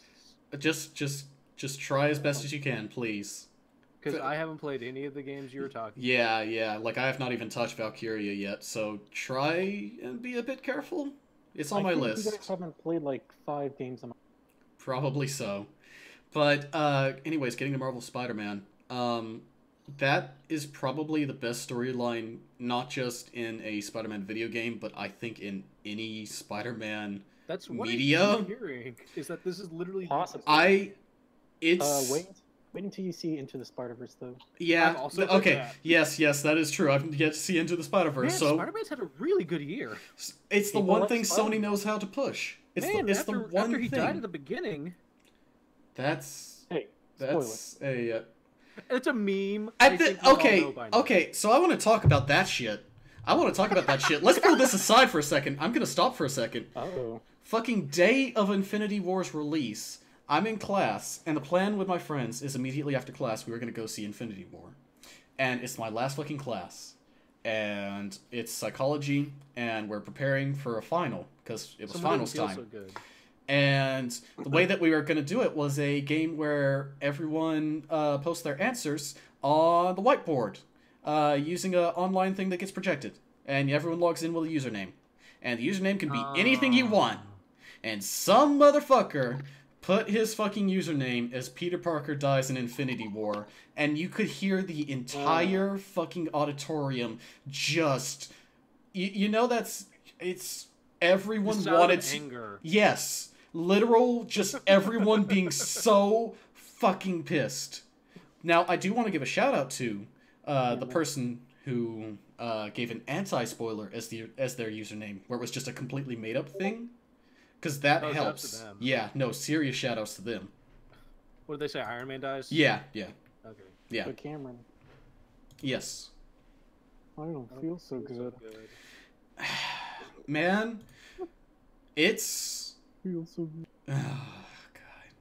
I'm so pissed that I got spoiled on that at the last fucking moment, because that would have gotten me so fucking hard if it didn't. But video games. Yes, anyways, back to video games. It's good. Not my favorite, but it's good. But anyways, Marvel's Spider-Man, as it is called. It's not called Spider-Man for PS4. It is Marvel's Spider-Man. Made by Insomniac. Made by Insomniac. It's a fucking great game. I have a feeling I would adore this game. You would? Because it has Scarlet Spider. 90s Scarlet Spider is the best Spider-Man outfit ever. Ben Reilly. Ben Reilly's Scarlet Spider outfit. Mm-hmm. But with the hoodie. Got it. Right. But and you unlock that pretty fast. But the story, the best one, they want to give it to you. The storyline of Marvel Spider-Man is just it hits everything so well. It remixes the characters just enough where it's like, oh, this is new and fresh. While giving nods to others. Yeah, while giving nods. There's a lot of nods to Raimi-verse Spider-Man in a few ways, but also a lot that's very different. But I like references it, so yeah, you've seen it in the trailer, so yeah. But as an outsider, I like how I forgot my point. Let me finish this real quick because I want to get through this. But just overall, pacing is great. It does itself really well. Even the side missions have really good storylines to them. Yeah. I just remembered. As an outsider, I love how this is veteran Spider-Man. Yes, this is not brand new to the game. This is Spider-Man who has been here. He's seen everything. Yeah. I also want to see what that's like in Spider-Verse as well, because that's also doing a veteran Spider-Man thing. It's also a good point in Spider-Verse with Peter Parker. It's an interesting thing where it's kind of reflecting the audience, where even the audience is like, yeah we know the story with Spider-Man. But yeah, Marvel Spider-Man is great. It made me tear up at the end.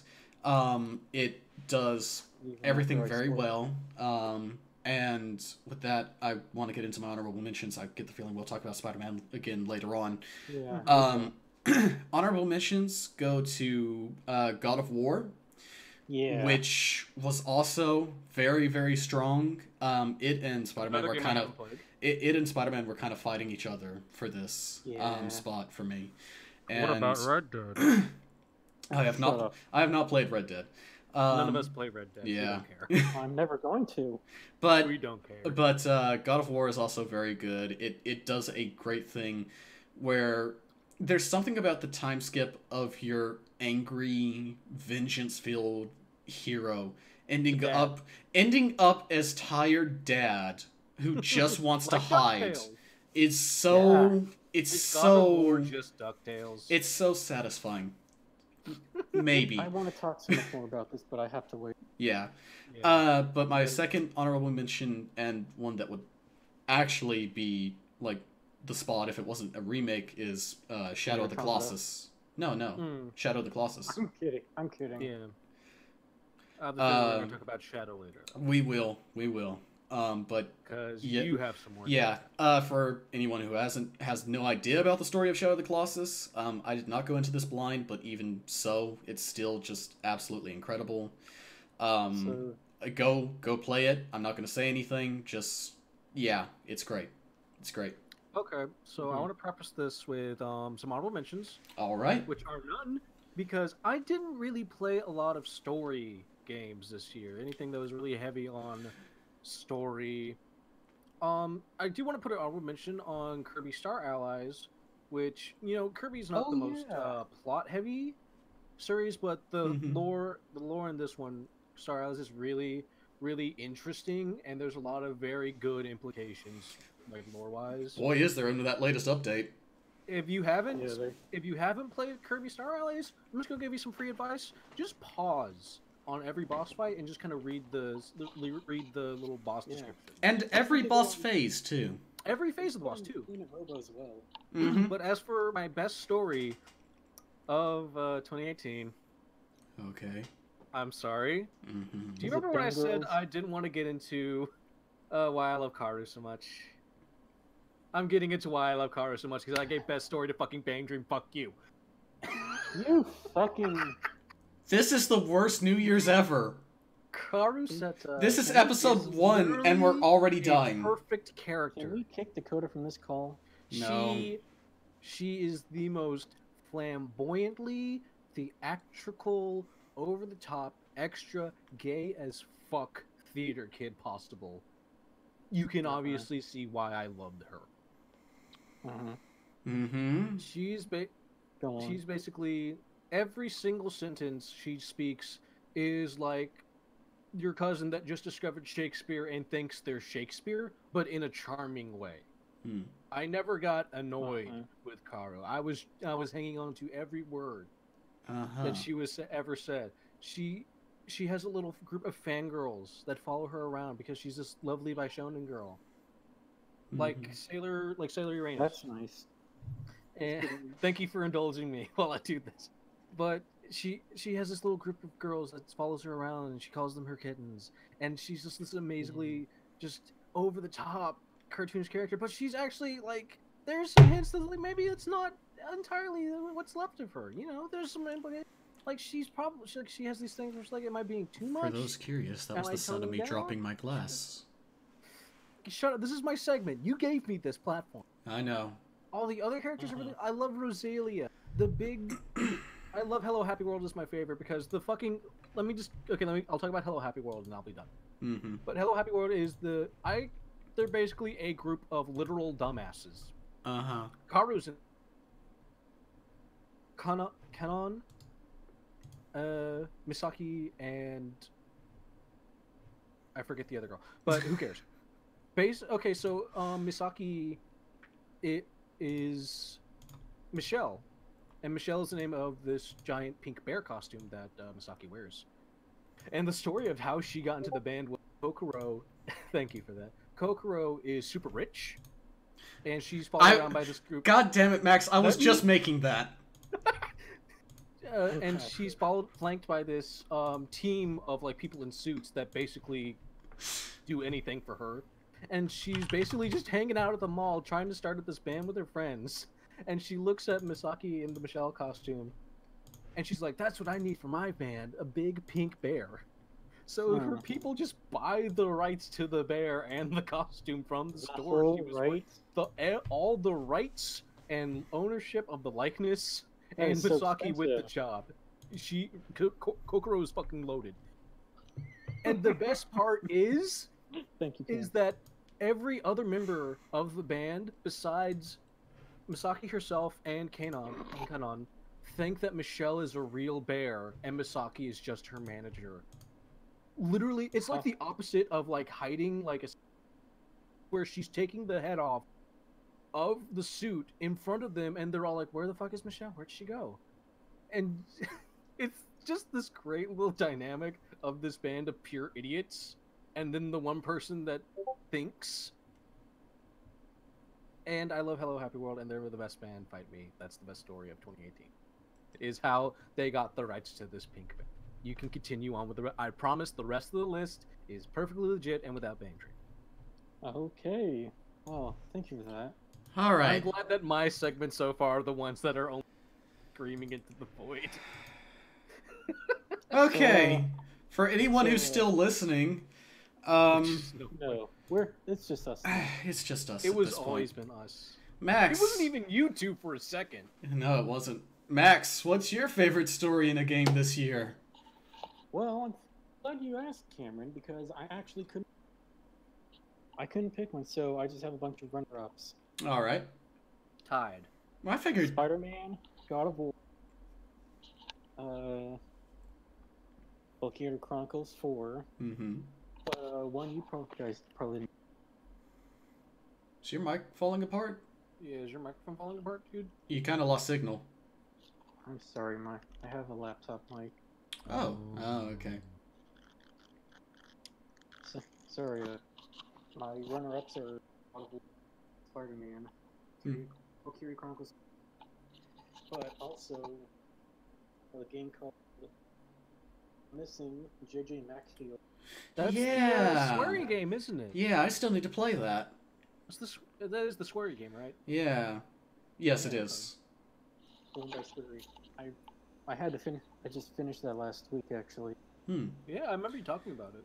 Actually, you know what? Fuck it. My best story of the year is The Missing. Oh, okay. What a twist. And I literally can't say anything without spoiling it. Yeah, no, I have heard that, so I've kind of been... I've put myself on full radio silence about that game till I get a chance to properly play it. What I can say about it, I'll mention later. All right. It is in my top 10. Okay. Okay. Well... so Max, go ahead and follow up. Yeah, now it's time for your number 8, so... It's the mission. Okay. Well, my number 8 is The Pirate's Fate. The Pirate's Fate? What is that? It's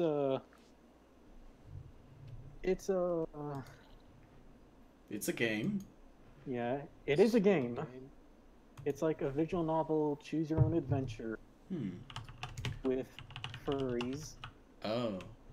And I just heard Cameron stop Googling. Yeah, literally. I'll Google it. And it has a... That's some furry-ass anthracite. Oh, this looks good, though. It has a lot of transformation fetish in it. Oh. But it's very charming, and if you look past that, like... It's like, fucking, I might as well put Cloud Meadow on my fucking list. Please do not. Depending on decisions you make throughout the game, your main character, Mila, can become a big, tough, like, buff Amazon kind of character. A thick, motherly character. I'm gonna put a pause on this and just kind of grab something to put on, to put up here for everyone at home. Before you go Googling it, I'm gonna show the related search results for this game for everyone real quick, so you can all get an understanding. Just give me a second here. Let me pull this up. And the Pirates. This is the Kickstarter title: Pirates Fate: A Transformation Visual Novel. Okay. Yeah. So I've put it up on the stream, which will also show up in the video. So, okay. We're not judging. We're just judging. Pointing this out. Okay. To be fair, I just talked about Bang. This feels like punishment for what you've done, Dakota. This was a Kickstarter game, wasn't it? This was a Kickstarter game. I'm looking at the Kickstarter right now. Oh, okay. Okay. Well, Max, if you want to continue. So let it be known, Octopath Traveler, lower ranked than this. Okay. All right. I actually finished this game, so I can. Okay, fair enough. Fair enough. All right. All right. Also, Morgana's best girl. That's all I'll say. Okay. Well, of course, she's the succubus-looking one. Moving on. Next is best role-playing game. Dakota, do you want to? Fuck you. Do you want to start this? I'm kidding.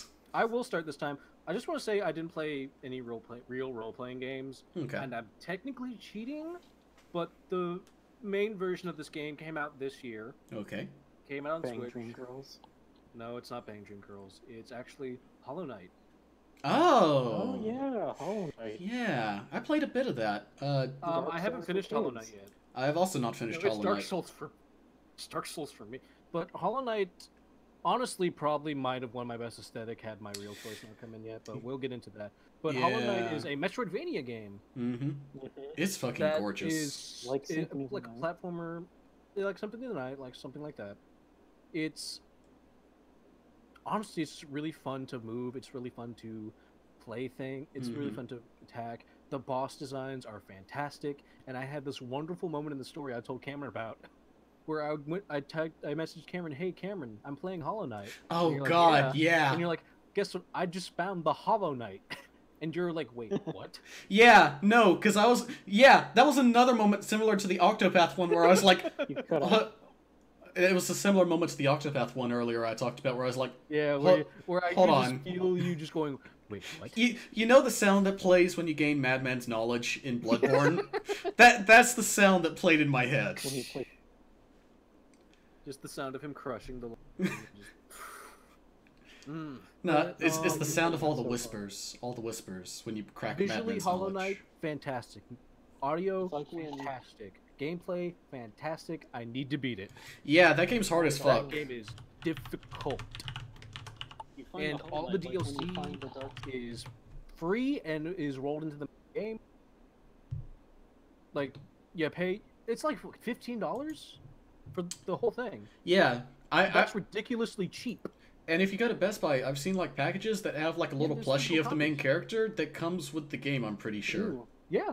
And I love the little dude's design. Yeah, it's great. He's so cute. Actually, no. I'm gonna say all the designs in this game are fucking like A+. Vasa. Like the rival knight that you have, the enemy designs are great. The shopkeeper's wife.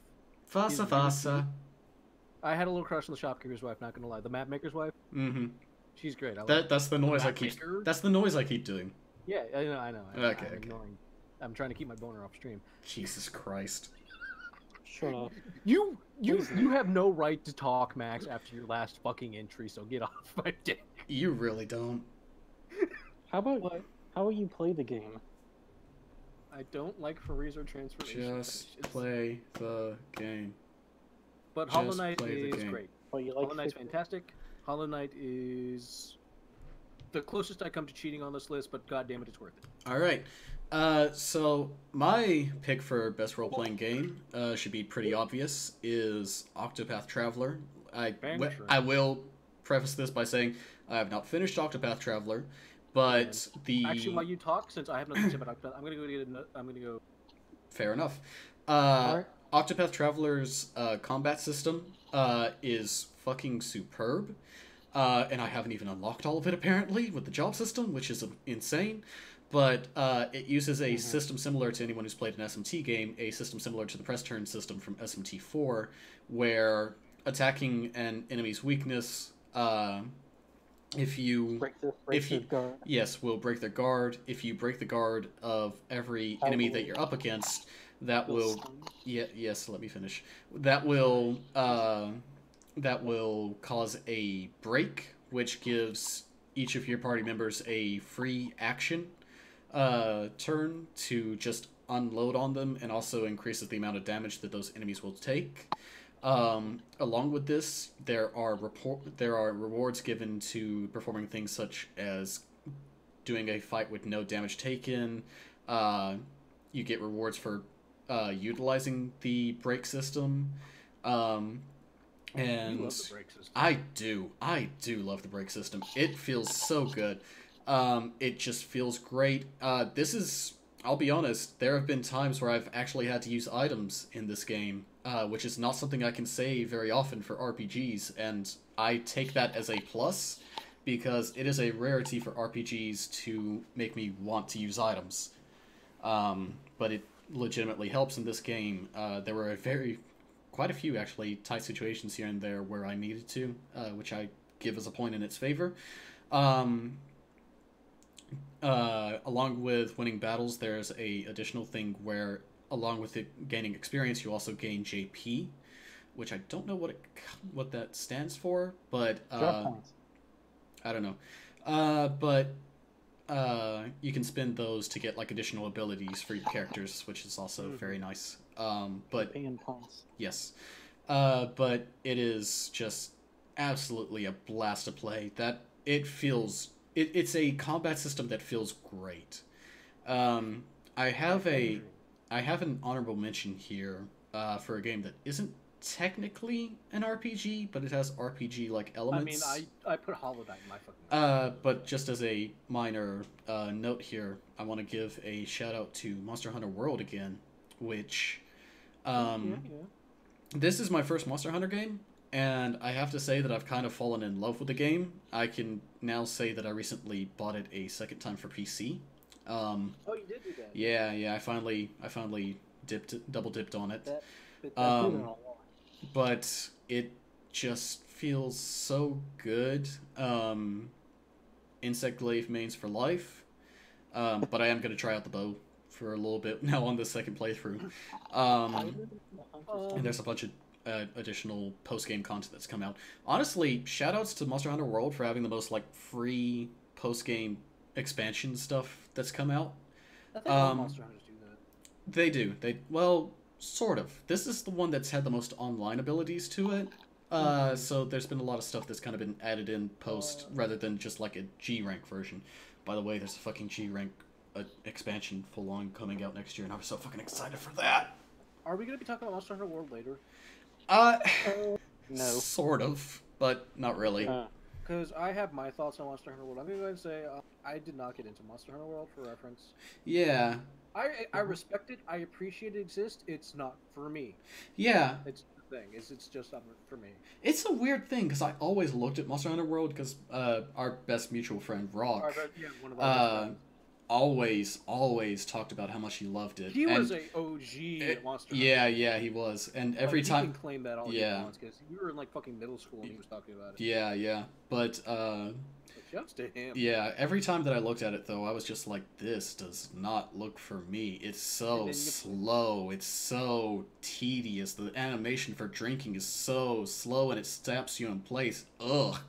But then Monster Hunter World fixed all that shit, and now it's fun. So, yeah. Boy, there's going to be some angry people at me for that comment, but whatever. This one's fun. Well, I just said I don't like the game, so... Also, Monster Hunter World handler just like...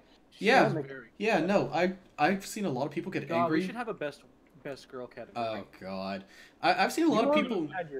I've seen a lot of people get angry about Handler in Monster Hunter World because she's not Guildmarm, who's more of a serious, collected character. And they're like, "Oh, Handler, she's always getting in trouble and stuff like that." She's fat and dumb, but so am I, bitch. But like. Handler is meant to be this representation, it's very clear, of your newcomers to the series, is how I always envisioned her. because she's kind of doing the same stuff that I would do if I was in that situation and new to the series, like I was, where I was like, oh, what's this do? Oh shit, it does that. Oh fuck. Oh fuck. And it's like it's precisely, it works well for what they were obviously going for here, where Monster Hunter World is very obviously supposed to be an introduction for new players. And boy, would I say that it was a good ass introduction. I think that game sold like 10 million copies. Jesus. Yeah, it's basically put Capcom back in the green. It really has. I think because fuck, my candidate for worst of the year sure didn't. We'll get to that. Oh boy, oh Jesus, was that this year? Arcade Edition was this year. Fuck. Okay, we'll get to that. We'll get to that. Okay. Part 5? No, yeah. Nope. Shush. Spoilers. I was actually thinking about the other one, but what? Oh, what was the other one? Fucking Infinite. Oh yeah, that was last year. Was it? That was last year? That was October. Okay. We can't bitch about Ultimate. Okay. But fuck, Ultimate died, and it deserved to. You mean Infinite. I said Infinite. No, you said Ultimate. Fuck it. What? You said Ultimate. What's the name of the game? Marvel vs. Capcom? Infinite. Is it Infinite? Yes. I said Infinite. I forgot. No, I legit forget if it's Infinite or not. It's Infinite, and I think that's how. I guess you. Like Thanos. Okay. Anyways, Max, do you have a best RPG for the year? Well, would you believe it or not, but my It's favorite... October. Believe it or not, my best RPG of the year is Valkyria was 4. Wow. Why, Ike? Whatever do you mean? Why I declare. Like this... Like all the improvements they've made since the first game, because I haven't played 2 yet. Because good luck finding PSP copies of that. Those came out on PSP? Yeah, 2 and 3. Games came out on the PSP? Yeah, games came out on the PSP. Name 2. Persona 3 Portable. Name one that's not a Persona game. Alright. Mega Man Powered Up. Little Big Planet. Okay, yeah, Mega Man Powered Up. The Keka Bancho, the Badass Rumble. We're not talking about PSP. Let's move. Secret Agent Clank. Fine. That got ported. Daxter. That also got. No, did that get ported? Ratchet and Clank Size Matters, which actually isn't that good. Anyway, Valkyria. Yeah, Valkyria. They did so much more, like to build. But we'll get to that. Yeah, there's so much more I want to say about it when I get to that on my top 10. Spoiler! Wow, that's on your top 10. Wow, I never fucking guessed.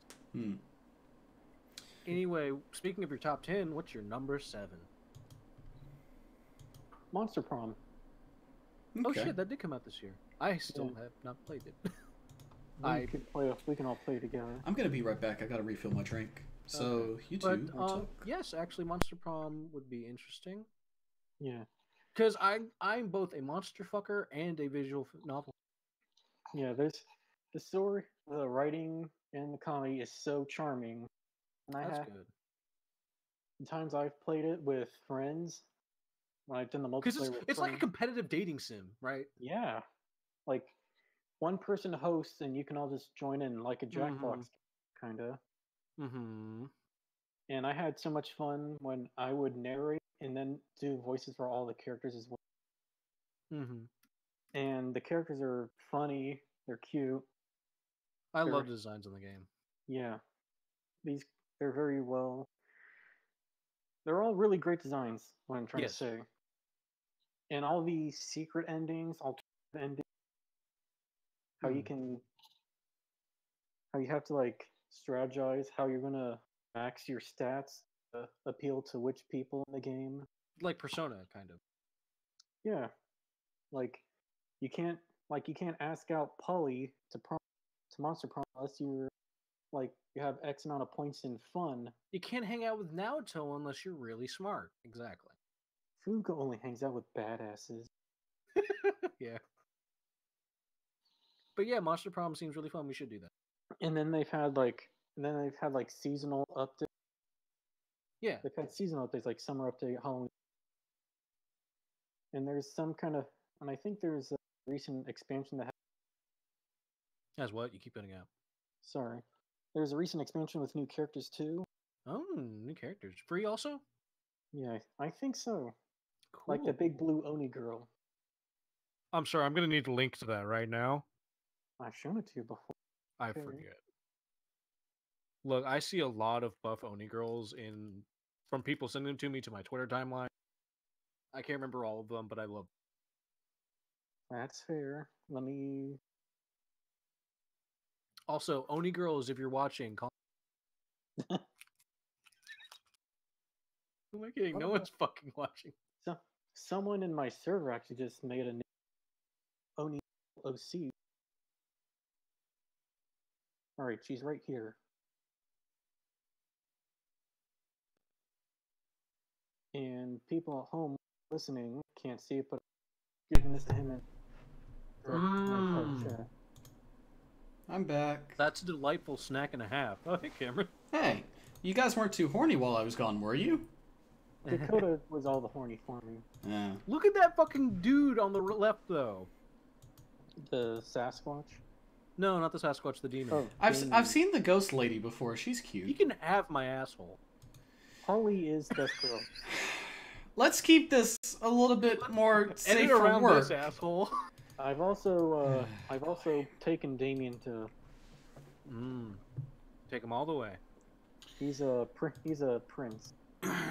Got him ready. Anyway, that's all I have to say about Monster Prom. Best action game before we go get kicked off Twitch. All right, Cameron, do you want to start? Before we get Cameron banned. Sure. All right. Because I have one definitive winner. All right. Can I start with this? I was actually going to start. Go ahead. Because mine's pretty quick. Best action game for me went to Marvel Spider-Man. Oh, me too. Just by far, I kind of said my word on it, but the combat in it is also really good. There's such a good amount of variety in terms of costumes, and it's got side missions that don't feel like a chore, which is a really good thing. Except for the Taskmaster stuff. Yeah, Taskmaster's in the fucking game. Yeah. Oh my god, Taskmaster's like my favorite. He's a side mission. He's a thing. He's a thing. Oh we won't go into more details about the Taskmaster, but I'll let you. Please tell me he has a cool design as he didn't like. Yeah, he's got a pretty fucking rad design. Oh, I didn't even know he was in the game. Yeah. But I'll hand this off to Max because you said this is also your best action game. Yeah. You basically hit all the points. The combat's great. The amount of upgrades you can do and versatility. How you can change your combat style mid-fight. And it's just all really good, and they nailed the web swing so well. I know it's oversaid by like every game journalist, but you do feel like Spider-Man. Because so many games fuck up the or just don't bother. Yeah, like if the there's Incredible Spider-Man game, the Amazing Spider-Man games. If there is one thing that can definitely be said about this game, it's that you have a really, really perfect amount of control in terms of what you can do with your web swinging. Yeah. It feels so good. And I'll expand on that later. And, yeah, like you said, it's a subtitle for the podcast. Talk more about it later. Yeah. So, yeah. All right. So, your best action game? I don't think mine technically counts as an action game now that I think about it, but I literally didn't have anywhere else to put this. Yeah, I couldn't not talk about it. I didn't have any honorable mentions for this category, actually. Yeah. I just had to talk about this game. Is God of War. Oh, does that count? Yeah, God of War's action game. Okay. Then, yeah, God of War is my honorable mention. Yeah. But I didn't play either of those, but I did play this one that I can't talk about anywhere else, so I'm going to talk about Kirby Star Allies. Okay. Yeah, Kirby Star Allies is basically... Okay, everyone knows Kirby. Kirby, on the basis of being a Kirby game, it's already an 8 out of 10. Kirby. Because Kirby is just consistent and solid and fun. Mm-hmm. But Star Allies goes a little bit above that. I'm not going to say it's like amazing or perfect or anything like that. It's really, really good. It's a solid 9. I really like the helper system, the friend system. It's really cute, first off, which is fantastic. The way it's implemented by Kirby can just produce a little heart and throw it at someone, and they're friends now, and they help. That's how he became friends with DDD and Meta Knight. well, kind of friends with DDD. They only help because they don't want to kill him anymore. We'll get that there, Kirby. Anyway. I don't think DDD ever wanted to kill Kirby. He just wanted food. Like in the first game, like he was just hungry, and in the adventure, it turns out. But we'll get it. But never mind. But the 4-player co-op is a really fun aspect. I haven't played it because I don't have friends. But I made Cameron play it for a little bit. Yeah. It was really fun. You don't have friends who own the game. No, you didn't. It's local co-op. Yeah. With like 4 Dragons, but all the abilities are really fun. My favorite ability ever came back in this game, which is Yo-Yo. Mm-hmm. And that's so fun. The power combining stuff, it's kind of basic, and it's not like as in-depth as Kirby 64, where you can combine everything with everything. I wish they'd bring that back. I really do too. This kind of is like a step.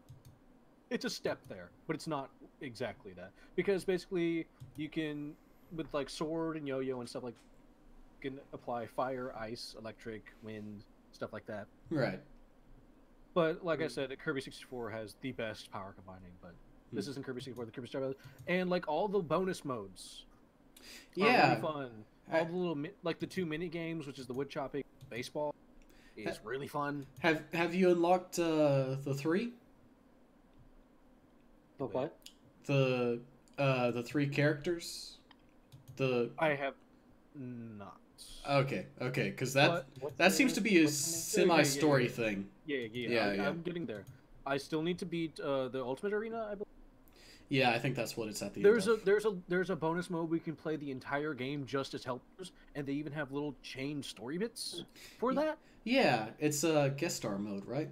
Yeah, it's called guest star mode, and after you beat it once, you can unlock the ability to do the Dream Friends, which is another thing I would like to talk about, because Dream Friends are great. Basically, what it is they're actual characters from Kirby instead of just the generic enemies like DDD, Meta Knight, and through entirely free DLC, because every bit of this game's DLC was Dream Friends and was free.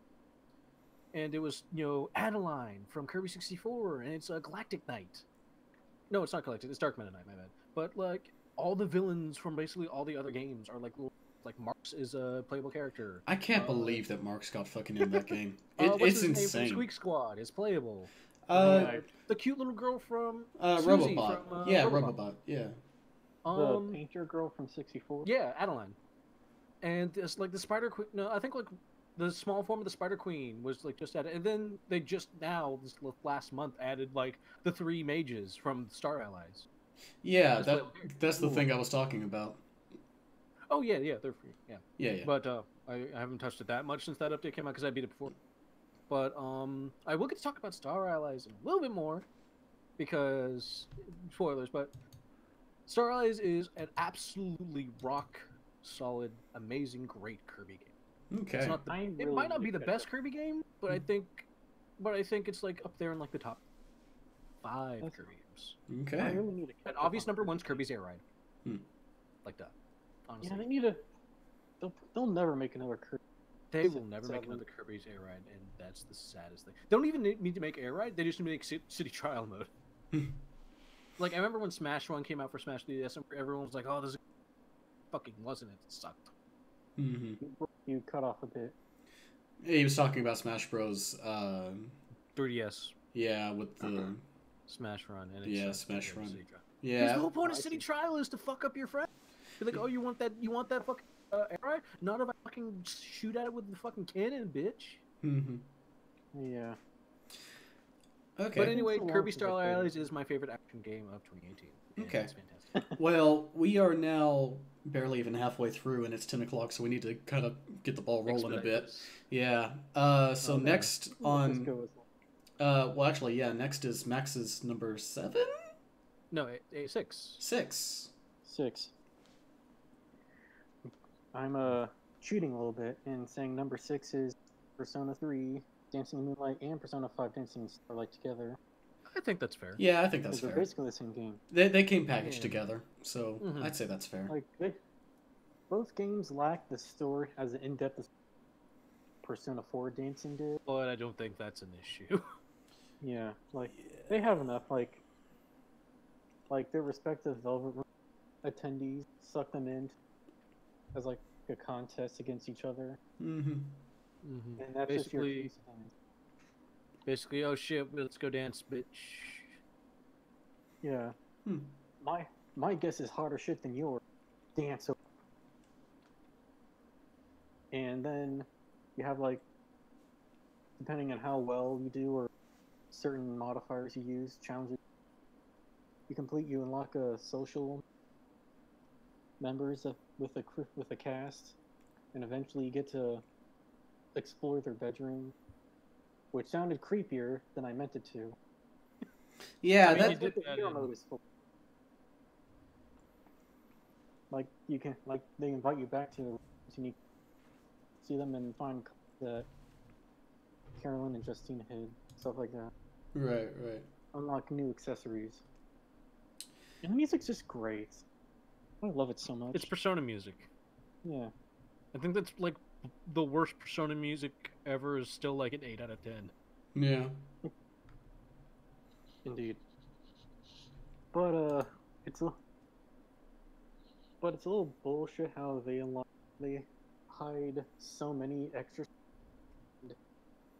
songs behind a season pass in the costumes. I'd say they were always going to do that. I think they did the same thing for P4. Yeah, but there was like 5 songs there. There's like almost 20 DLC songs. Did you play Persona 4 Arena or Ultimax any? I played the first one. Go take a look at Ultimax's DLC list if you ever get the chance. Because, oh boy. There's a lot of weird DLC. Yeah. Anyway, that was my number 6. All right. So, the next category that we have is Best Fighting Game. Did we skip multiplayer? No, that's later. Right. Well, I have nothing to say on this subject. All right. Because me and Cameron are the fighting game people. Yep. I just want to go ahead and say honorable mentions because I did not play them because I was broke for most of the year. But DBZ, Dragon Ball FighterZ, and Soul Calibur. Yeah, I'd have to give it to that one anyway. Honestly, I'd probably lean more to Soul Calibur because I have a. Soul Calibur was one of my first fighting games on that one faithful birthday where I became a fighting game fan. Soul Calibur 2 for the GameCube, buddy. Okay. But I only played one fighting game this year, and you already know what the fuck it is. What fighting game did you play? What fighting game did Smash 3K enjoy the most this year? I don't know. No, seriously, what fighting game are you talking about? Bang Dream. Fighting game? It was Smash game? Bros. Ultimate. Oh, that's not a fighting game. It's kind of not even a video game. Yeah, it's a party thing. It's a party. You just play it with friends at parties. I'm done with the joke. Anyway, Smash Ultimate was my favorite fighting game that I played. Honestly, if I probably played Soul this for fighting, honestly, because I do feel like that Smash is better as a party game than a one-on-one fighting game. Right. Oh, you're breaking up so much. Yeah, you are. You're breaking up a little bit. Oh, I'm kind of leaning a little bit out of the. Oh, okay. I think both you and Max have an issue of your mics having like cutoff detection. I mean, probably. But Smash Brothers, I'm gonna talk about it more. Spoilers later. Right. But Smash Brothers is fantastic. It's really fun. It's really fun to play. Cameron, what's your favorite fighting game? So my favorite fighting game that I played was Dragon Ball FighterZ.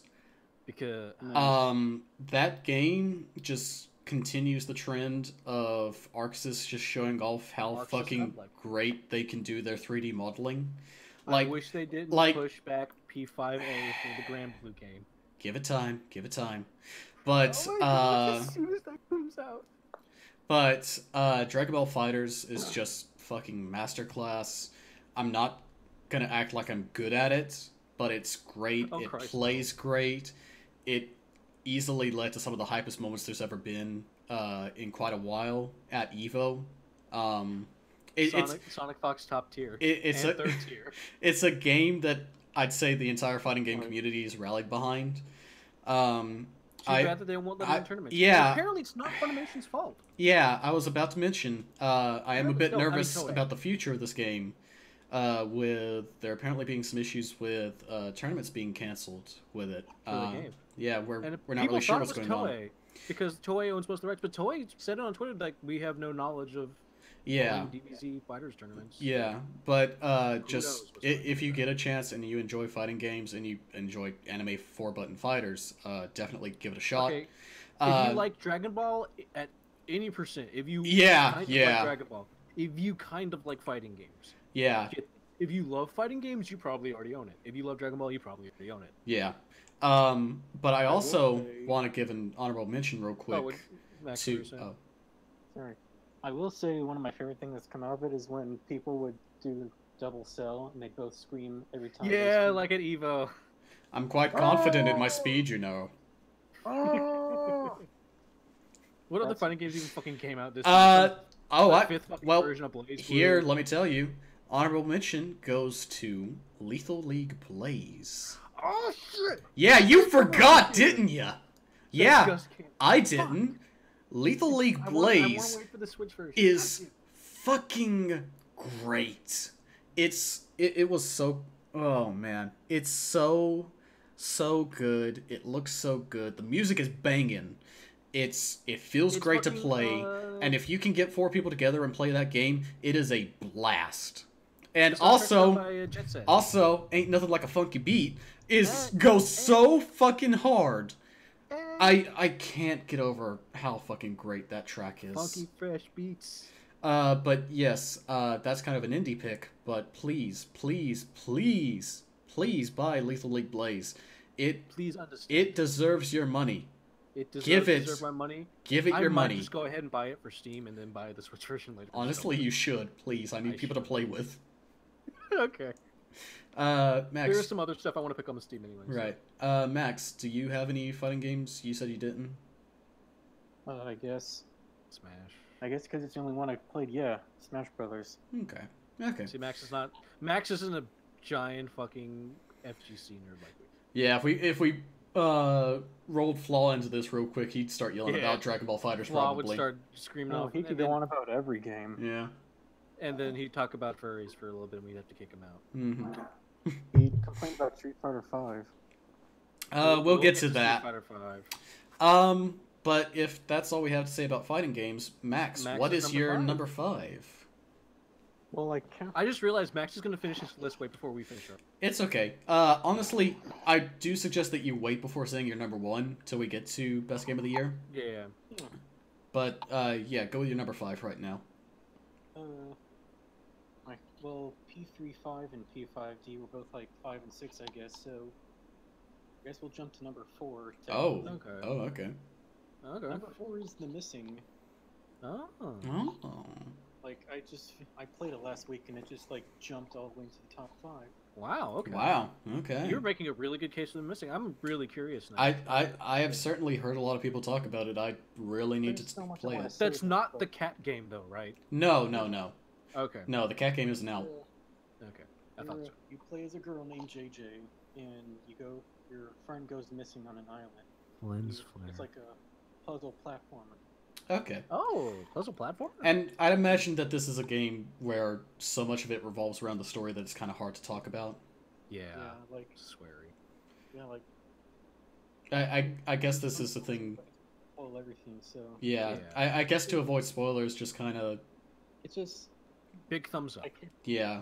I can say this though because you do see literally at the start though, this game has great LGBT representation. Yeah, I have heard that. I have a lot of. So it's like Bang Dream. So, please buy this game and play it. You're making me actually really want to. Yeah, so no, it has certainly been on my list. I think you just sold 2 copies. You did cry? Oh. Okay. Honestly, producing tears for a game is a good show of its quality. I mean, I'm going to mention it every time we talk about this, but 2 ones that always never fail to get me are ending of Klonoa 1 and the ending of Professor Layton and the Unbound Future. Every single goddamn time I see them, I'm balling. For me, the ending of Mother 3 fucks me up. The ending of Persona 3 fucks me up. He was a good kid, right? Oh, don't get me started. But, the ending of Nier Automata, when I played it, didn't make me tear up. It wasn't until when I listened to some of those final songs at the end of the game later on. That's all you're gonna say about that. Yeah, that just I started bawling, and I was like, if something happens to Operator 6-0, I'm gonna fucking stab someone. Oh man. I got the call and she was crying. I'm like, who do I gotta kill? Go ahead. Don't worry, 6-0's fine. I cried. I cried at the end of Persona 4, and when I saw the dramatic finish for Bardock and Dragon Ball FighterZ, that made me cry. Yeah, I've heard multiple people get emotional about the dramatic finish for Bardock. Against Frieza. Yeah. When Bardock wins. Yeah. Yeah. I don't know why that makes me cry. I never even saw the Bardock movie. I read about it on Wikipedia, though. I'll be honest, the Bardock movie is not that great. Okay. But on to our best remake. Yes, best remake. I think each of us know what we're going to talk about. I'm going to get Shadow. Yes, I am also going to talk about Shadow of the Colossus. What am I going to talk about, motherfucker? I don't know. But, I know what you're going to talk about. Never mind. Anyways, I'm going to start this off because I want to talk about Shadow of the goddamn Colossus for a moment because I had never played this game before. I'm actually going to get a drink while you talk about it. Alright, Shadow of the Colossus is a game that I know I've always heard Dakota and Max as well kind of say that they were never, like, super big on it. But I personally, and this is another thing, Shadow of the Colossus originally came out, like, fucking 15 years ago, maybe? It came out for PS2, and got a lot of critical acclaim. But I had never actually personally played it. I had always just kind of heard about it. I did get spoiled on the story of it because it was something that was kind of hard to avoid and things like that. But overall, Shadow of the Colossus, the remake, is a perfect version of what a remake should be. It handles it so well. It has some of my favorite moments I've ever had in a game in it, and it runs beautifully on the PS4. It doesn't fuck with the story or anything like that. It doesn't try and add anything or remove anything.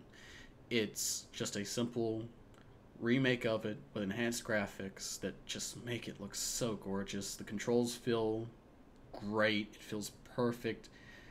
It is legitimately, if it was not a remake and this was like the first version of Shadow of the Colossus that had ever come out, and I played it this year, and this was like first time I'd ever experienced Shadow of the Colossus, in terms of like just like this was the first version, I would have easily put this as my game of the year. It is a perfect remake, and I cannot recommend it enough. I'm not even sure what it's priced at right now. I'm pretty sure it's fairly cheap for what you're getting. Yes. I'm going to go ahead and say this. It's a perfect game.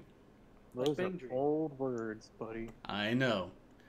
But my envisioning of a perfect game is very different from most people's envisioning of a perfect game. A perfect game is something to me that even with whatever minor flaws it has, I look at it and I say, there is not a single aspect of this that I don't enjoy. Or would change. Yes. Fair. There is not a single aspect of this remake that I would ever change. I think that every aspect of it is just done perfectly. I don't think something like that can exist for me. Fair enough. Dakota. So, my favorite remake as my best remake of the year, I'm sure Cameron already guessed. Oh, yeah. Kind of obvious, it's Spyro. Yeah. Trilogy. I'll go ahead and explain why, because I was a tiny baby. Literally everyone in my family plays Spyro, played this remake. It's a very, for me, my mom, my dad, my sister, this is one of the things where we all agree, this is one thing we all enjoy. So it's got that definitely nostalgia and emotional attachment, but it's also just a really solid rock. Okay, it's not rock solid, but it's a really fun, good remake. Mm-hmm. It doesn't change any level design, which is good because Spyro is strongest in its level design, I feel like, where every level is very distinct, has very much its own aesthetic, especially combined with the wonderful score that I already talked about. Excuse me, by Stuart Copeland.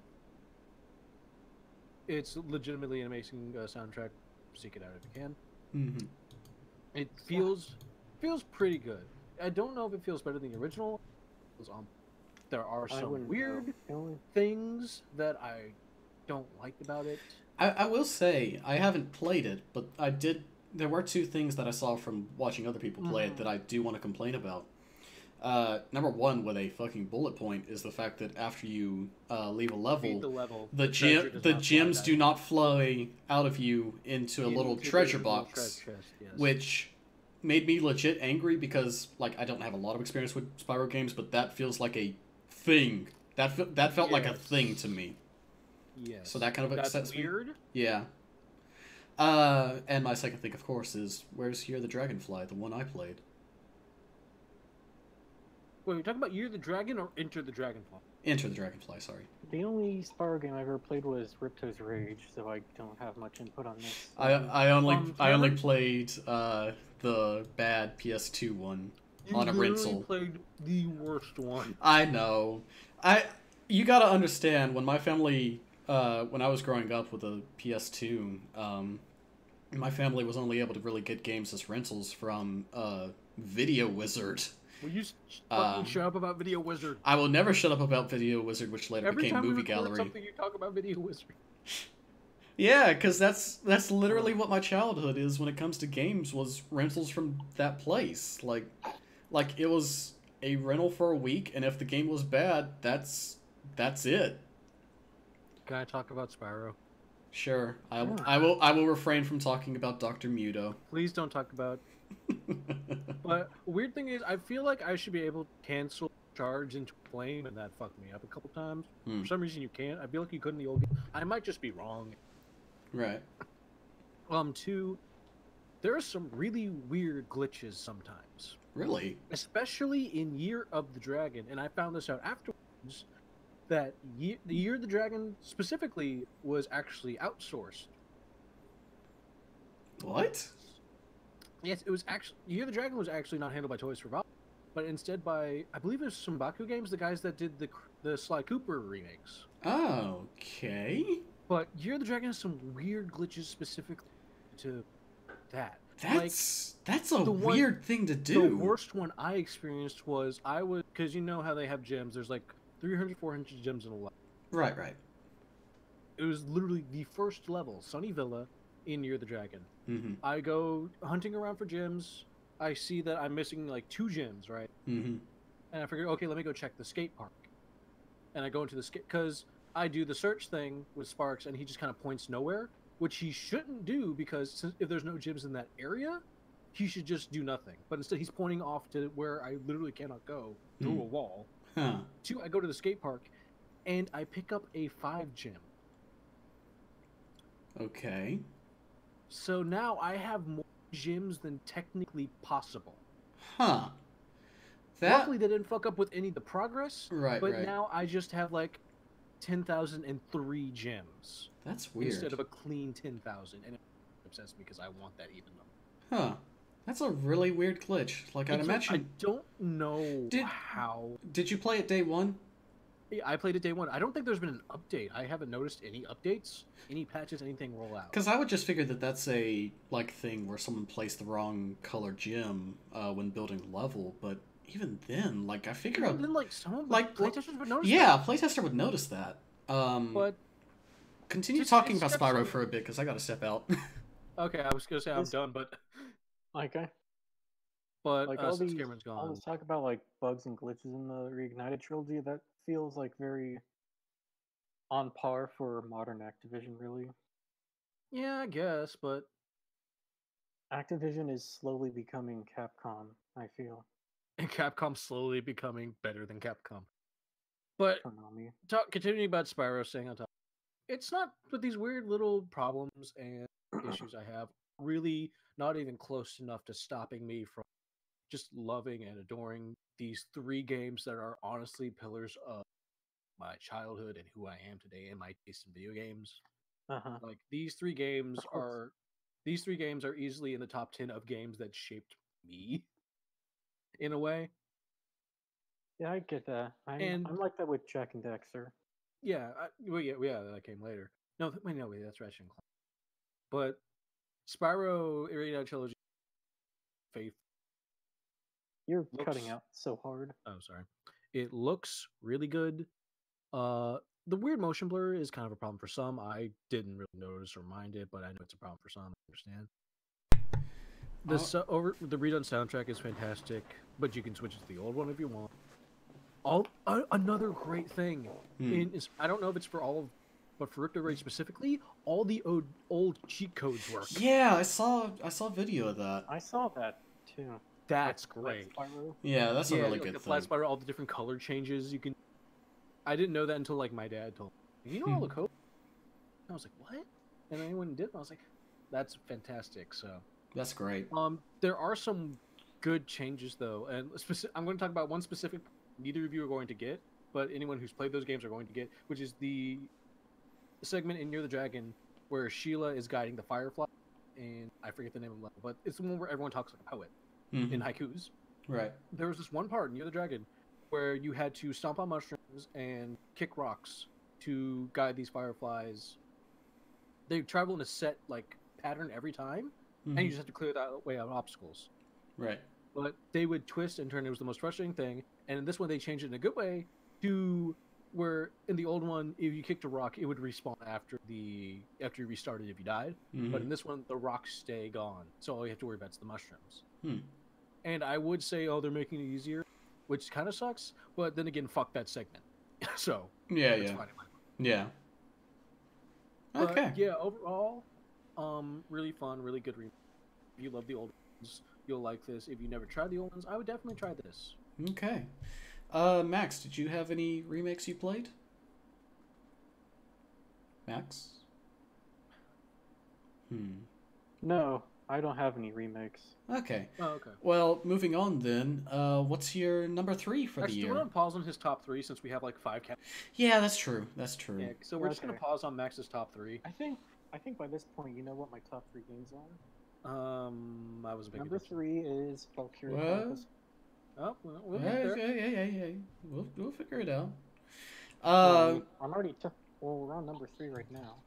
All right. Go ahead and say your number 3 then. Do you want me to hold off on that? All right, go ahead. If you want to, we can just do this and then hold off on his number 1. Yeah. Because we should all do our number 1s. Yeah. Like the story for VC4 is like I felt was like such a great expansion on what they did in the first one. Like I really like I think I might actually like Claude more than I do Welkin, which is surprising to me, but they're very similar, and the story is just wow. I love this game so much, but I don't know how to put into words. Well, yeah, I feel that. Yeah, I can tell. I totally understand. Like the new squad stories, is the way they expand on characters. They actually feel like characters instead of just like pawns you move on the board. Which apparently they actually didn't started in VC2, but like who played those games anymore? Just being all. Oh, I think fireworks are coming off that side. Oh, cool. I actually don't hear anything. I actually saw some fireworks coming. Well, that might just be gunshots, to be perfectly honest. Yeah, very possible. And the story had a grander scope because it's actually like, well, a bit of a spoiler, but you do see the end of the war in this game. Oh, okay. And like how like you like get to the midpoint of the story, how like everything like shit gets real and like everything changes from that point forward. And there's like even the villains get like even the bad guys, the Empire get like an expanded roster of characters, with actual personality besides just faceless goons and helmets. I do want to try the Valkyria series one day. Yeah, it's on my list. I picked up 4. I still need to play it. I have the remake of the original on PS4. Oh well. Like the series does play into a lot of like tropes or scenarios that you've seen in anime. Like anime, yeah. Like the accidental upskirt, or the guy who wants to score with chicks really bad, who's a dumbass. Me. I think if it's done well, it's fun. you still fall in love with him. Yeah. And all Valkyria Chronicles is of course always like a good source for waifus. So I recently learned a weird thing about the Valkyria series is that apparently there is a anime, yes? And apparently the anime is just... There is an OVA for the first game. Yeah, and I've heard that OVA has, like, characters die that don't die, like, in the games, and everyone's like, what the fuck? It's like anti-spoilers. Also, yeah, it's this weird thing where apparently OVA characters... isn't, like, well received, also because it has really poor animation, like Persona 3... original Persona 3 animation quality. Mm-hmm. Or like Persona 4 animated series. Yeah, Remember when Golden was coming out and we thought this was going to be like really improved? It's New Game Plus. No, I mean like animation wise. Yeah. But in Valkyria Chronicles, it is possible there is of course permadeath with your squad mates. Yeah, like Fire Emblem. Right, I guess they right. took liberties with that in the anime. I never watched it. Yeah. All I know is there was apparently things where there were like fan favorite characters that just get fucking murked in that series, like in a... I said apparently there's like fan favorite characters in that series that get murked like in a passing moment in that anime's runtime. And people were like not even showing their faces, just showing their corpse, and people being like, what the fuck? I can understand that, totally. Yeah. Like, that sounds a little disrespectful, Yeah. It just seemed weird. Valkyria. Yeah. So that's all the spoiler-free stuff I can say about VC4. Cameron, I have a proposition for you. Okay. Since I know mine are going to be... I recommend we do the next 3 categories, since all of mine are going to be really fast. Okay. and then we do Max's number 2, do the next couple categories, and then move on to number 1s for all of us. All right. Okay, I think that's fair. Best multiplayer. Yeah. All right. Guess what I fucking picked? Yeah, guess what I picked? You'll never believe what I picked. Bang Dream versus mode is the best... I'm kidding. It's Smash Ultimate. Yeah, mine is also Smash Ultimate. I mean, what else were we going to say? It's Smash Ultimate. Play it with friends. It's literally the funnest time. I considered, and I have this marked as an honorable mention here, Monster Hunter World, because that is fun to play with others. But just the pure joy... The pure salt. There's salt, there's joy, there's tears, there's popping off. Smash Brothers is a series that thrives on how it feels to play that game with friends. There's nothing like playing that game. There really is not. It's like, grab 3 of your friends, hop in a Discord call, play the fucking game. The closest you can get is Mario Kart 8.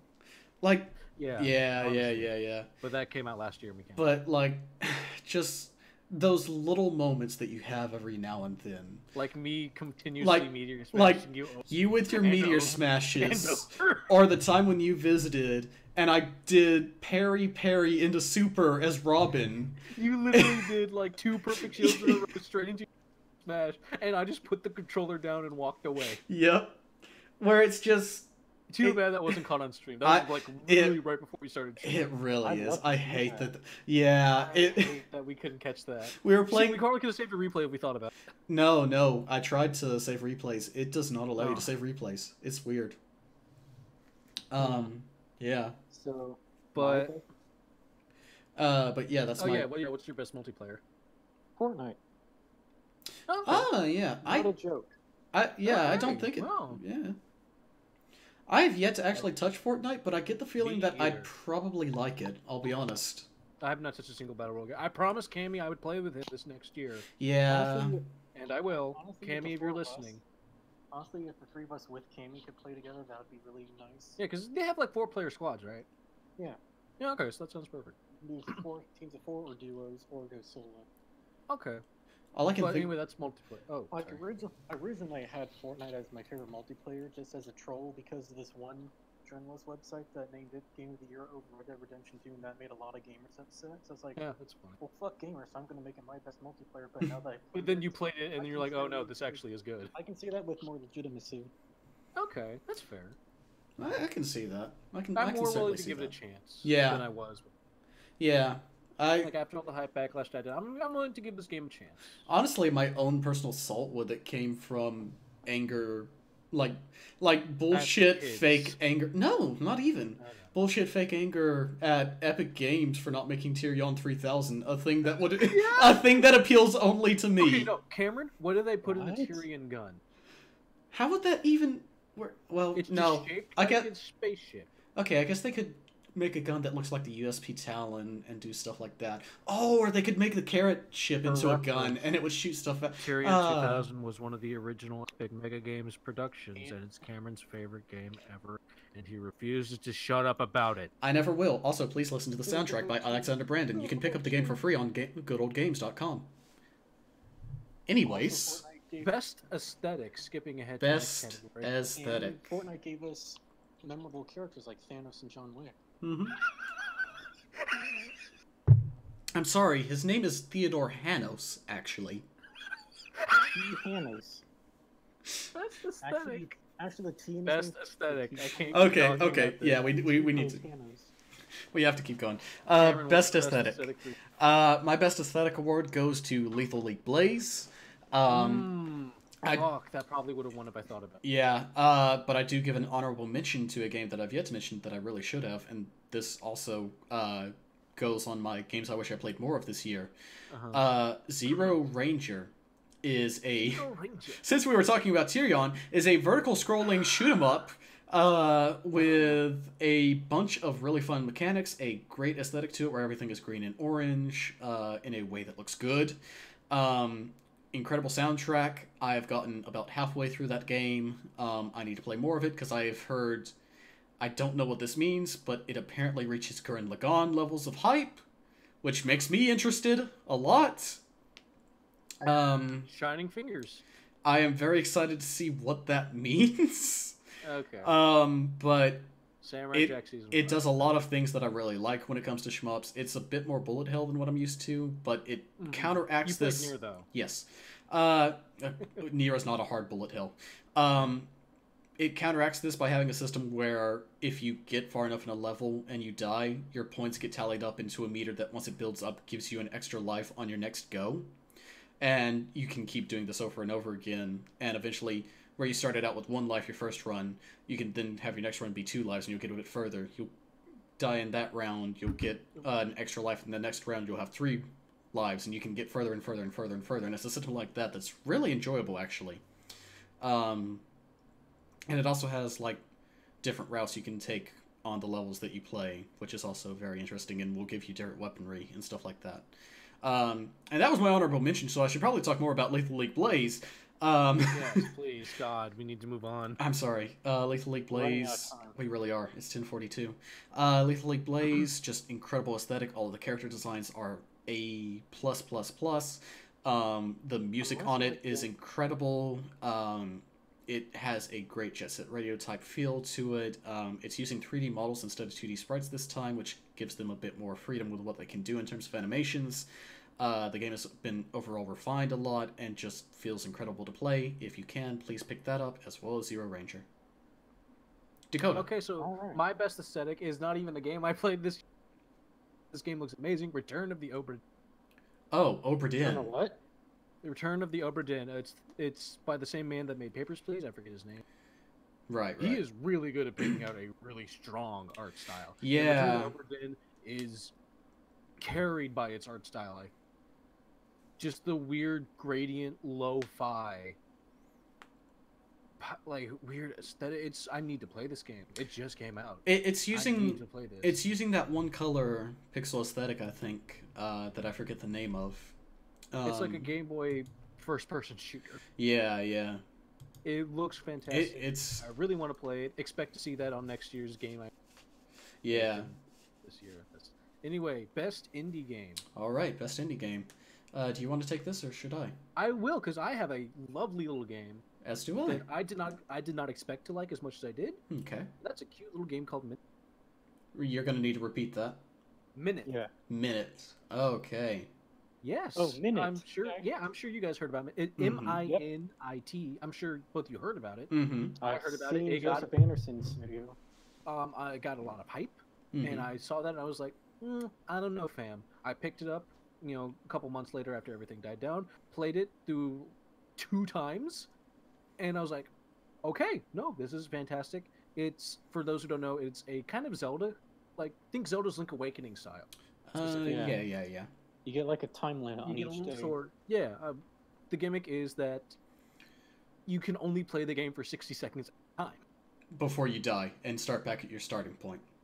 Yes. Yeah. And so your goal is basically spend 60 seconds each time trying to get as far as you can. Because there are some things that don't reset. Yes. Yeah, like there are certain stuff. There's some, but most things like enemy placement, enemies, some like locks and stuff like that, some puzzles reset. Mm-hmm. But, and you also get like, I believe there's like 4 different starting points you can find on the map, so when you die, you go to that starting point instead. But it's really short, which I like. I think it works really well for a game that's all about 60-second intervals. But it's really short. There's a lot of really fun secrets. There's a lot of plus stuff. If you're a speedrunning type, this game is tailor-made for you, because there's specifically a speedrunning mode. Would you say this game has shortcut porn? This game is spooging shortcuts. Okay. And optimization and it's just incredible. It's just, the word I would use this is charming. It's lovely little charm. It's cheap. It's like $10-15. Absolutely worth it. Okay. It's a lovely little Zelda-like. It's really fun. It's really enjoyable. Play through it 2 or 3 times. Have it in your heart. All right. So, Max, do you have an indie pick? Yeah, The Missing. Okay. Yeah. Okay. All right. Talking about. We already talked about that. So. Okay. My indie pick for this year is you talk about it. I forgot. No, I haven't yet. My pick for this year, best indie game, is Donut County. Excellent, fun, very short, nice little semi-puzzle, feel-good game. I think we have a common link between our 2 picks. Yeah. It's very in the same vein as Katamari. It is. Yeah. It's like an inverted Katamari in a way, where you are playing. Instead of you are basically playing as you're a raccoon. Yeah, you are playing as a raccoon who is guarding a hole that is eating everything up. Yes. But I want to talk a little bit about this game and just say that its aesthetic is great. It has this very nice little poly look. It's got some great humor to it. I love the color scheme. Yeah, it has a great color scheme to it. And great music. It also has. Please let me finish. It also has great music. I was about to say that for such a short game, there is actually a lot of very good music to it. It has a little item inventory thing for everything you gobble up, similar to Katamari, that has a bunch of great little flavor text to it. There's some hidden secrets here and there that are really fun and cute. I want to say it took me like 3 hours to beat, if even that. It's just a short, fun little semi-puzzle game that you just feel good after playing, and it was a nice little thing, and it's available both on computers, on PlayStation, and on mobiles as well. Actually, this is the one mobile game I've played in like forever, and I really enjoyed it. You played it on your iPad, didn't you? I played it on my iPhone, actually. Oh, your iPhone. Yeah, which worked pretty well. No, nice. I have an iPad. Okay. Yeah. Do we want to go do Max's number 2, or go ahead and get into the best expansion? Let's. Can I talk about Donut County a little too? Yeah, sure. Oh yeah, go ahead. Sorry. I didn't know you played it. Yeah, I played it last week too, along with The Missing. Oh, those are the 2 games we talked. Yeah. It's like Cameron said, it's great music, great humor. It's actually like my number 1 feel good game for the year. Same here, definitely. Like the writing is really humorous. Like you can have fun with this, and know the people who made it had fun making it too. You can tell. Like you can just. I think that's always a really good thing. Yeah. Yeah, like if you, just reading through the Trashopedia, how it's like through the narrative of a raccoon. Yeah. Who thinks everything in the world is trash. So he's Danny DeVito. Sorta. Yeah. But yeah, it's also great. And if you're still on the edge of this, whenever there are text messages, there is a dedicated duck button. Yeah. For sending a duck emoji. Duck. Yes. Always, always do. The person you're texting to will respond back with it spamming. Which is just great. Yeah, so if you have it on Switch, you can just get in bed, get in bed with Switch? the lights. Oh, it's on Switch? Yeah. Oh, wow. I guess it got ported to Switch very recently. Oh, okay. So get in bed, play that game, and that's like for like 2 hours, and you're like set. How much is the Switch version? Is it $10? Yeah, like 10 or 15. Yeah, that's another thing to note here. Is it's short, but it is also very, very cheap. Like I think the mobile version's only $5, or it might have been like on launch. It's very replayable. It is. It is. There's a lot of fun little things. Okay.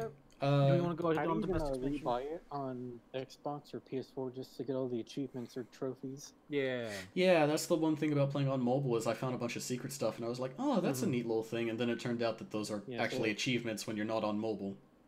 Yeah. Yeah. So moving on. Yes. You go ahead and say your DLC. I think Max now would be a good time to say your number 2 spot. Oh yeah, go ahead actually. Number 2, Spider-Man. Okay. Okay. So, he said, comics great. All the side mission, like all the side story stuff, doesn't feel forced. Like it's actually fun to play. And also, I'd say doing all the side mission stuff is worth it just to hear J. Jonah Jameson's commentary on it. Yeah. Alex Jones podcast. Yeah, we didn't get into this earlier, but J. Jonah Jameson in this version doesn't run the Bugle anymore. He got fired or retired, yeah. And now he runs a podcast that is very much an Alex Jones style, like conspiracy theory type thing. Where he blames everything on Spider-Man, of course. I think that's like the perfect evolution of J. Jonah. And if anyone comes on the show saying anything positive about Spider-Man, he yells, screams at his producer to cut the line. And cut the mic! Cut the mic! Cut the mic! Go to commercial. He even mentions entitled millennials. Yeah. And chemtrails. Like that's honestly the perfect evolution. It really is. Like I said earlier, this game's way of doing little twists on all of the characters in Spider-Man is just perfect. But also, however, fuck the Taskmaster challenges. Those are bullshit. Yeah, they are very hard. But Taskmaster's my favorite, so I'm probably doing the Taskmaster stuff is when I was making Vinny-esque angry duck noises. Yeah. Just trying to get at least silver medal silver medal scores for them at least. Right. And also, one critique I could say about is how, without being spoilery, they really cram in a lot of characters. Right at the end. It's like every big name Spider-Man villain. You'll see a lot of Spider-Man's big time villains in this game. Like it felt like Insomniac wanted to cram in as much as they wanted because they felt like this might be the only chance to have it making a Spider-Man game. They want to go all out. I don't think it was too bad. Like I don't think they were worried about not getting a sequel or anything like that. I don't think that was the intention. But it felt like there was certainly budget constraints where they were like, okay, we got to speed this up a little bit. Yeah, they put in so many people. You're like, well, who are they going to put in the sequel now? Yeah, you could certainly see a couple returning, but yeah, I get what you mean. Yeah, definitely, but that's all I have to say now. Oh, hey, your mic's doing a lot better now.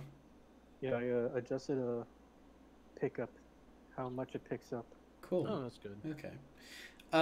So with that, best expansion DLC. It's time for best expansion / DLC for the year. I'm gonna go ahead and start because I know you're gonna go on a little bit of a rant. Yep. I'm gonna keep mine separate. I have 2 actually. Okay. I couldn't pick one. I'm getting this picture ready again. Actually, I'm gonna go ahead and say my first one that I'm gonna talk about because I haven't finished the main game. I haven't played too much of the DLC, but it's really fun. Really changed the main game, and that's Prey Moon Crash. Oh, right. Yeah, that came out this year. Moon Crash. Prey Moon Crash for DLC for last year's Prey. It turns the Prey game into a cool roguelike. Mm-hmm. Where you go through, you can unlock 5 different characters, each with their own abilities. You can still upgrade. You can still fine weapons. It still has the great gameplay that Prey does. I'm probably going to stream Prey sometime this year, hopefully, and finally finish it. Watch out for that on my channel. But honestly, Prey is just a really fun... And it comes with a new multiplayer aspect for free, which I haven't played yet, called Typhoon Hunter, where it's basically Prop Hunt from Gmod in the Prey engine. And that seems like a really smart idea. I played it because I don't play online games. But anyway, Prey Moon Crash is the runner-up because that's a cool idea. But my main one, I know I could talk about Octo Expansion, but I knew Cameron was going to talk about it. So I instead picked Sonic Mania Plus. Because goddamn, Sonic Mania is easily the best Sonic game that has come out in a decade. What does Plus add? I'll tell you. Plus adds the 2 new characters, which is Ray and Mighty, who are old ass characters who haven't been seen since like 91 in a obscure arcade game. I don't think we've seen Mighty since Awesome Chaotix. I mean, Knuckles Chaotix. Yeah, that's right. Mighty was in Knuckles Chaos, but that's the last time. And then Ray wasn't even that lucky. And 2, it adds the Encore mode, which is actually a sequel to Sonic Mania and Sonic Forces, because it follows up what happened after the end of Sonic Forces when Sonic got warped back to Mania, which is the final surviving hard-boiled heavies get like the Phantom movie that came back. It starts a stable time loop, and you basically play through the story again, but with a character switching mechanic. Oh, okay. In which in the beginning of the game you pick either Mighty or Ray to show off their new character. And I just gotta say, holy shit, the 2 Mighty and Ray have some great little character mechanics. Like Mighty can't be hurt by projectiles when he's jumping because he's an armadillo and he has a hard back. And he also has a ground slam that lets him go into specific routes. And then Ray is literally the cape power up from in which you press A when you're jumping, and you can press forward to dive and back to go back up. And you do that in rhythm. You can fly forever, and also they kind of retweaked some level designs to accommodate these characters. Some little bit of tweaks here and there.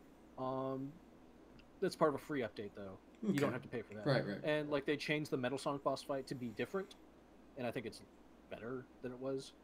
But Encore mode is you find there's monitors now hidden across the zones.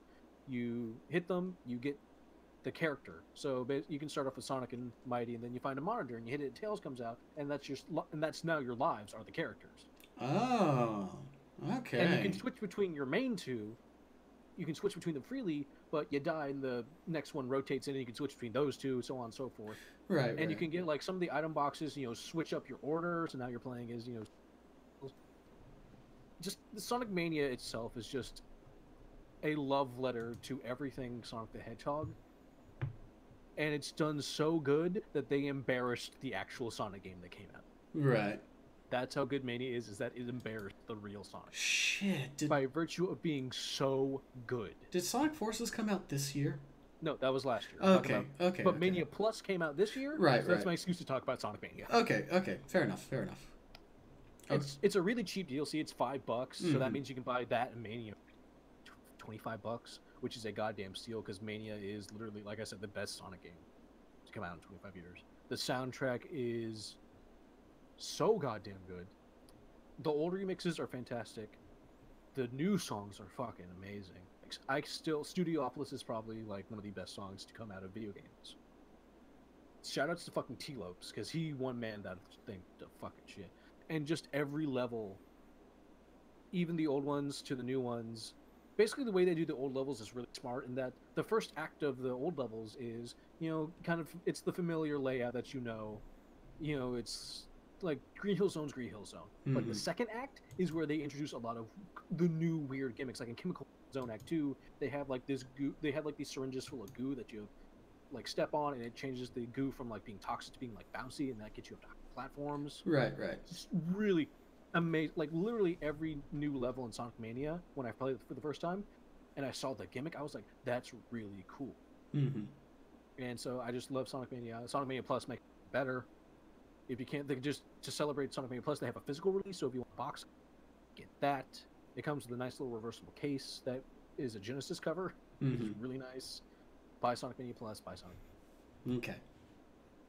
Now it's time for the Octo expansion podcast. Okay, so Yep. my favorite expansion of the year. Let me go ahead and flash the image up. Yeah, here's the surprise. My favorite expansion of the year was fucking Splatoon 2 Octo expansion. I want to talk about this for a bit. I'm sure you do. Go ahead. So, the single player of Splatoon 2 is something that can best be described as, it's okay. It's kind of a repeat of Splatoon 1. And Except now you have Hypnotized Callie. Yeah, which is cool. Which is cool. It was a fun little mechanic for the final boss. But anyways, Yeah. now for Octo expansion though. So, fucking playable Octolings is always a plus, but you are going to fucking work to unlock that shit, motherfucker. There are, I want to say it's 8. Oh god, how many levels is Octo expansion? Is it 80? There's a lot. The way you go on about it, it feels like there's 1,200 levels. No, there's not. Okay, it is in fact 80 levels, of varying sizes and varying challenges. It's a completely new storyline that kind of shows a lot more in terms of both Octarian culture as well as pre-apocalypse culture. A little bit, not to go into too many spoilers, but there is some world building stuff that happens kind of towards the end that is very interesting. Oh, sweet lore. Yes, actually. But even without that, I want to talk about the fact that the music in it is just absolutely fantastic. Like I said, those last few tracks, especially the finale part of that game, are absolutely excellent. Of the 80 challenges, a lot of them are actually genuinely difficult and take like proper thought to get through. When they fly in. That would be Girl Power that you're talking about. Yeah, people have a lot of trouble with that one. That one took me a good little bit. I still haven't been I forget which one it is, where you have to shoot the balloons while on the ink rails. Fuck all of those levels. That one, oh god, I forget what the name of it is, because there's a specific one that is just so stupid hard that it took me forever. I've beat... With the what's the charge shots? Yeah, no, there's multiple. There's multiple ones that use to charge your own ink rails while shooting balloons. But yeah, those are hard as fuck. But each one is designed to make you better at the game. Like, you get through those challenges, and then you go back to playing multiplayer, and you have immediately filled... You are outclassing everyone at your current rank. It genuinely makes you better at the game. It gives you a better understanding of how the game works. The reward of being able to play as Octolinks is great. Like I said, the music is great. The storyline is also very good. There's a lot of really good humor to it, and a lot of really good character building, especially for Marina. She gets a lot of really good character development into this. Because she's an Octoling, to the surprise of apparently the entirety of Inkopolis. But wait, do people not notice Marina's an Octoling? That's the thing. We'll get to if you play it, you'll see. But oh god, there's a. I'd like to specifically shout out the little email you get where you hear Pearl's demo of the song. Yeah, Fuck boys be sleeping. It is expletive boys be expletive sleeping. So, which I interpret as fuck boys be fucking sleeping, is one of the funniest fucking moments. That's a legitimately hilarious moment. Pussy, motherfucking pussy. Well, that's just Nasty Majesty, which is an actual fucking banger of a track and what they used for the reveal of this expansion. But oh god, there's so many thoughts I have about this. Cameron, we'd like to keep this. I know. The reward for beating all 80 levels is a super boss that I have yet to actually beat, because holy fuck, that super boss is the hardest thing I've seen in a long ass time from a video game. Fuck that Dark Souls shit. this is the real, like, fucking difficulty shit. It's a fucking blast. Shoutouts to anyone who's beaten that super boss. You fucking deserve it.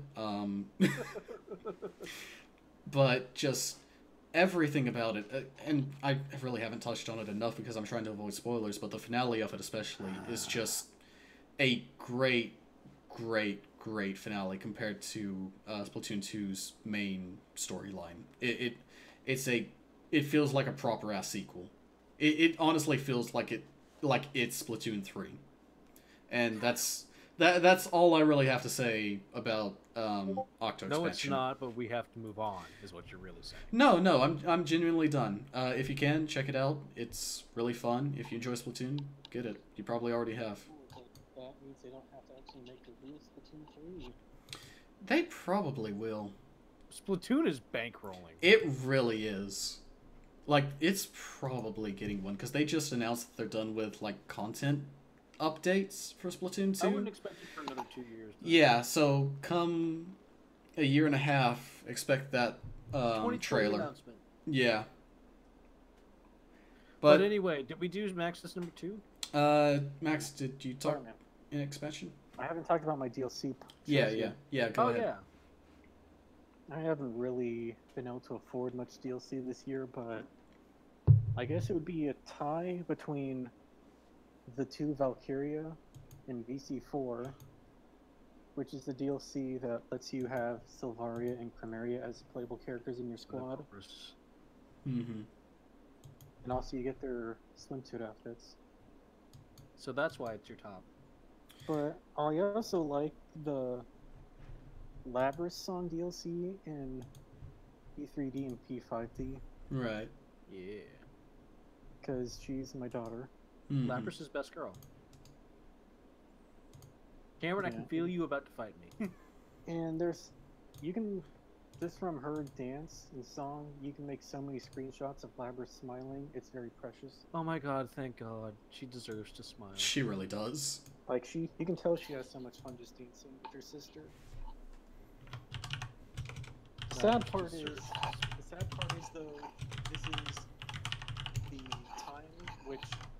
the point in time when Elizabeth takes C's is the time when Igus doesn't know who Labrys is yet.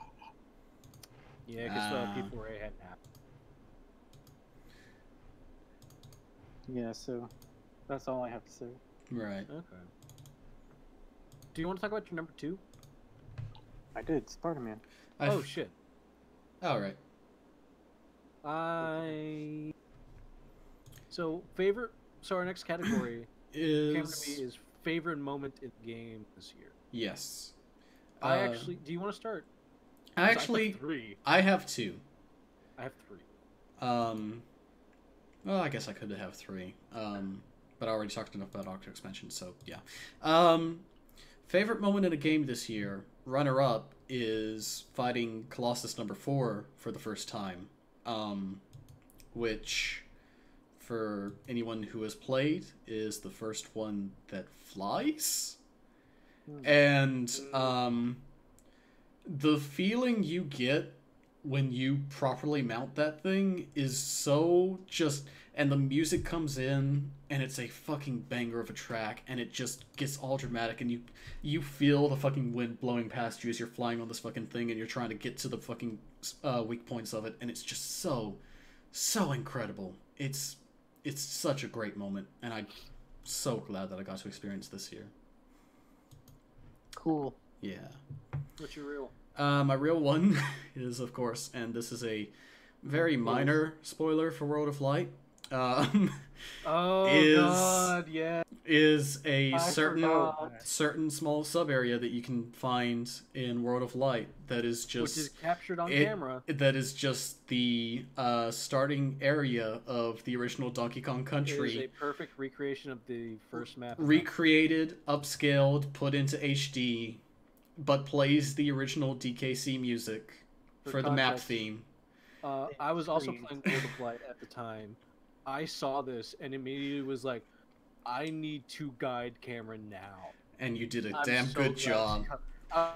Head to the... Just don't question me, just go to the right. And I had your best. You get to the right side of the map right now. I legitimately had no clue what you were trying to guide me to.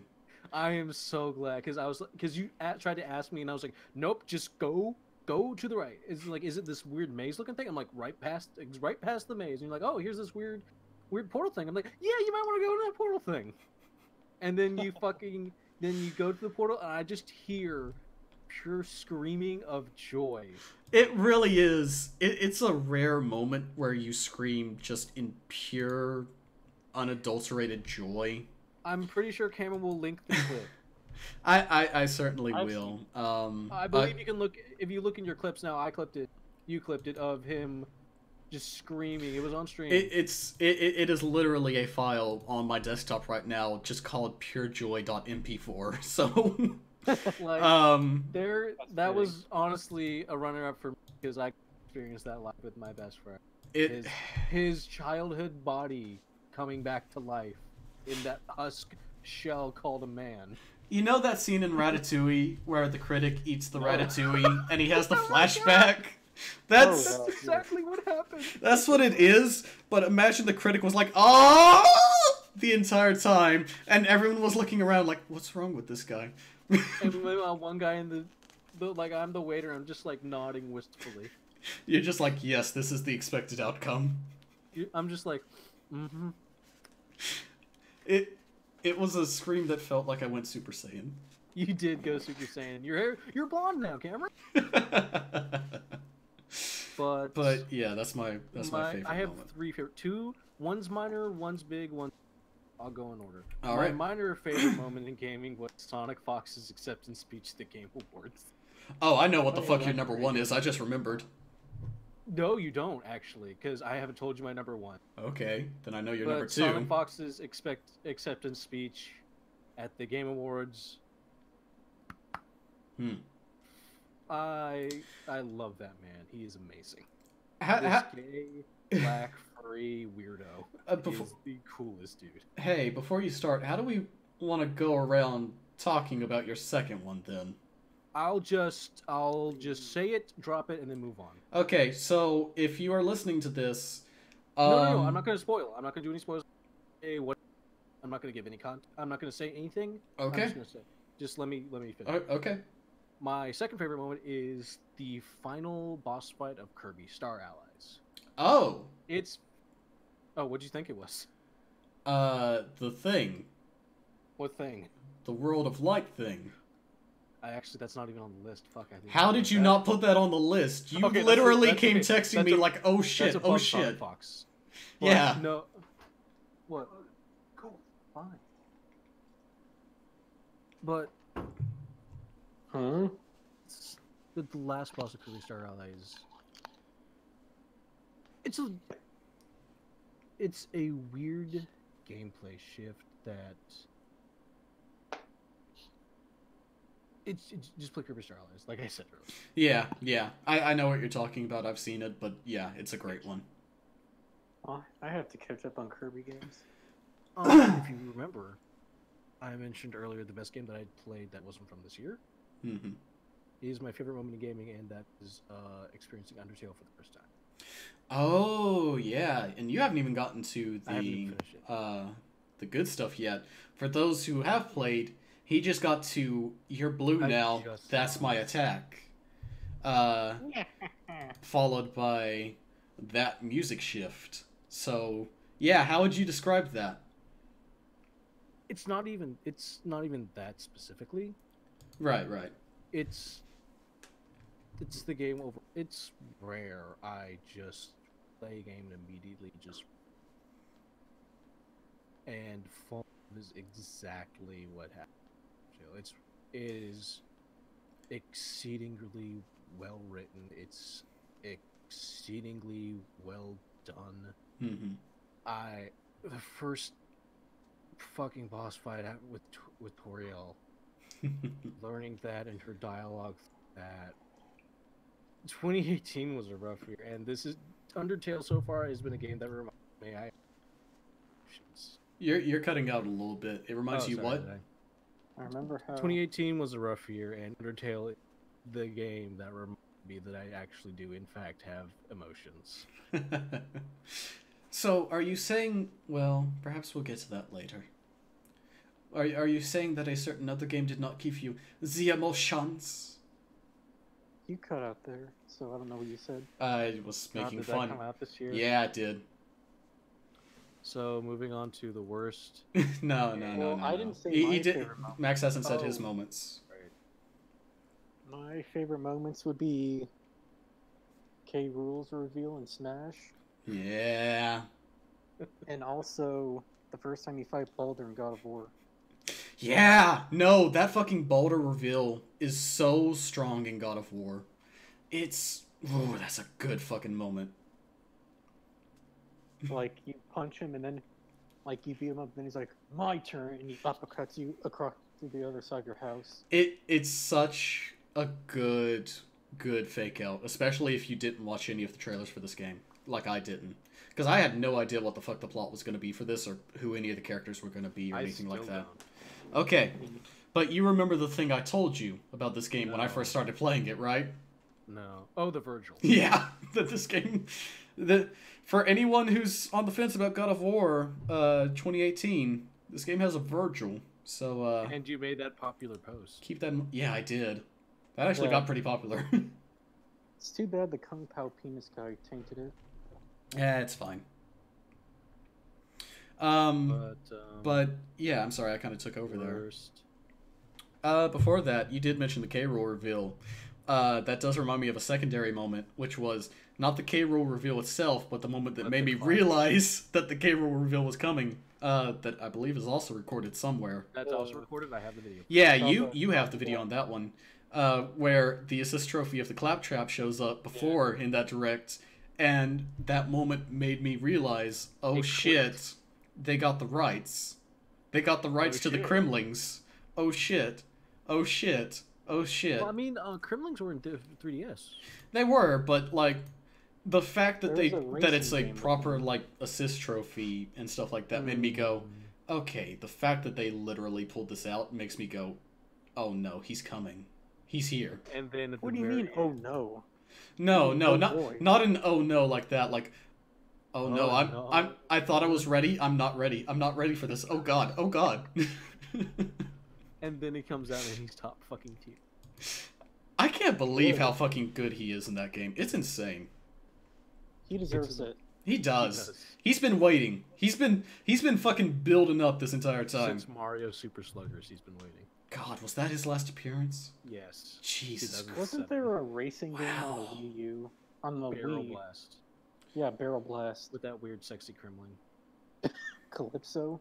Yes. Ew. Why did you call her sexy? You say I'm weird for liking Pirate's Fate?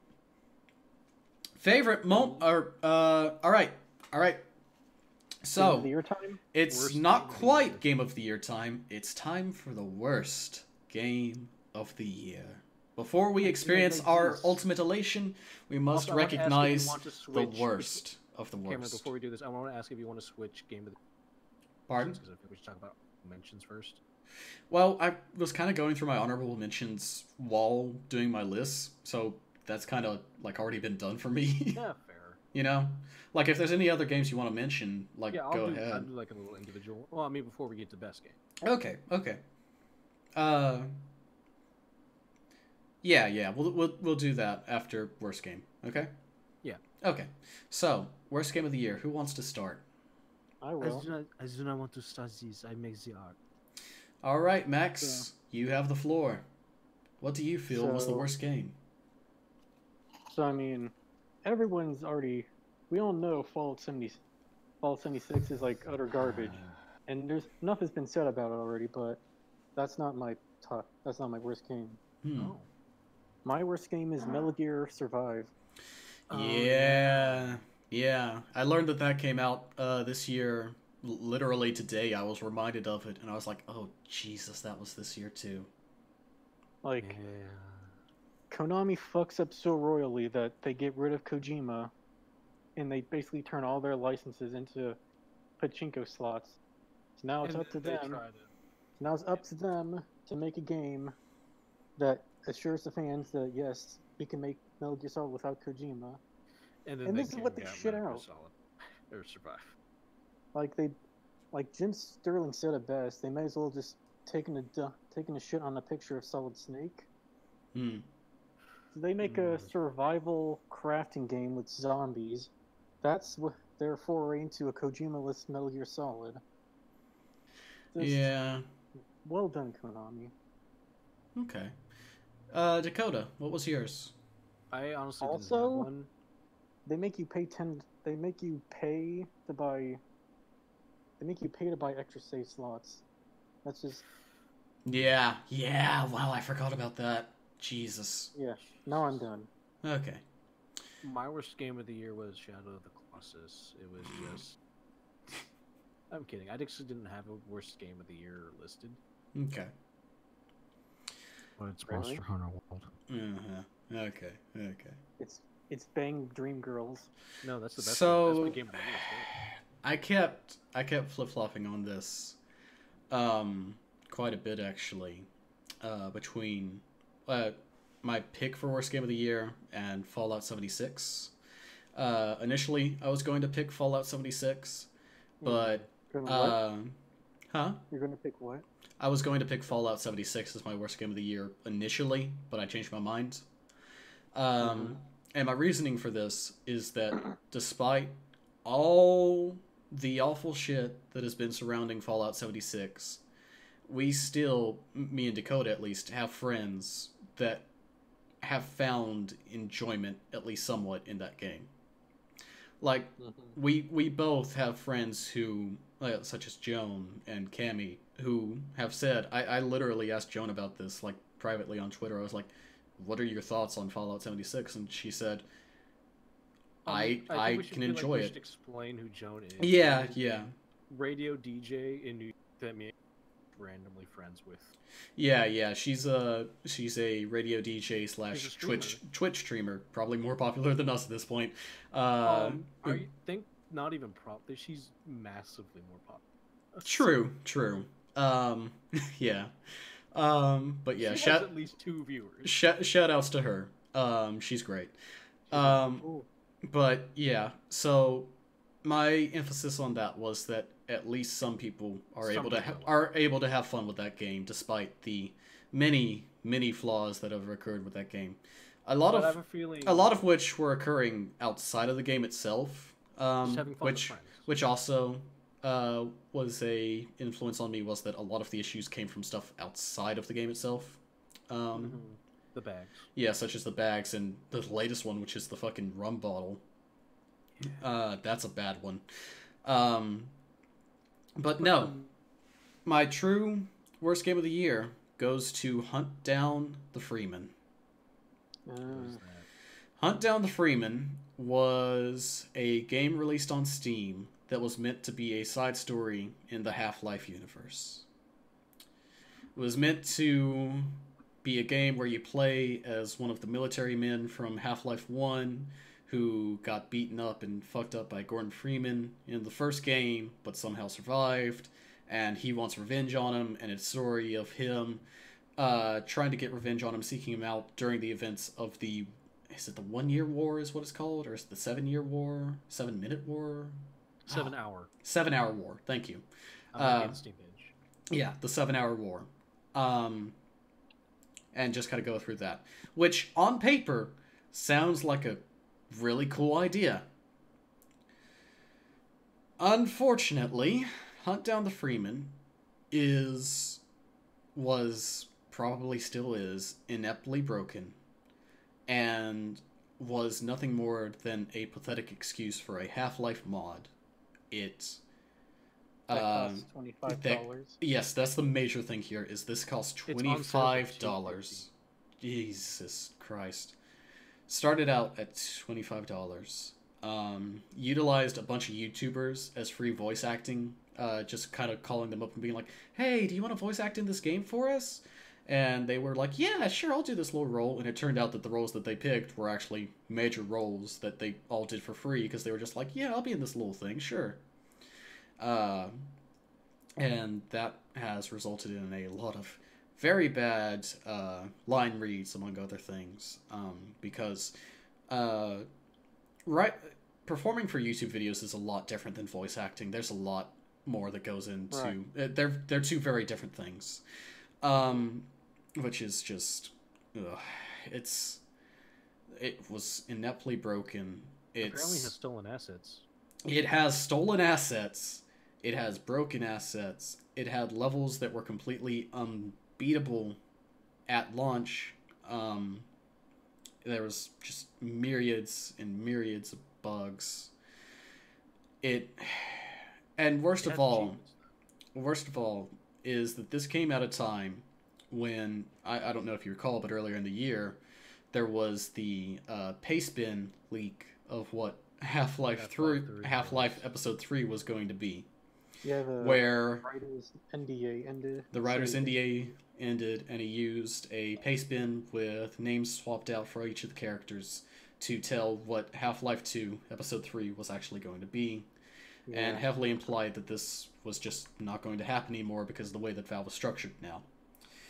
And that was what I would call a major blow to anyone that was a fan of Half-Life. It really hurt a lot of people to see that this is kind of what's going on at Valve. It was something we'd all kind of expected at this point, but we were still just hated to see it, and we still kind of hoped that maybe something will happen eventually. Maybe. But you know, like the whole reason I have my mustache and beard is because of Gordon Freeman. Oh, wow. And I was like, I had this thing where I wouldn't shave until Half-Life 3 came out. I actually want to check this real quick. When was the Half-Life 3 Pastebin posted, and when did Hunt Down the Freeman come out? I can go ahead and tell you Hunt Down the Freeman came out in February. February. Okay, so that was the start of the year. The Half-Life 3 plot synopsis was August 24th.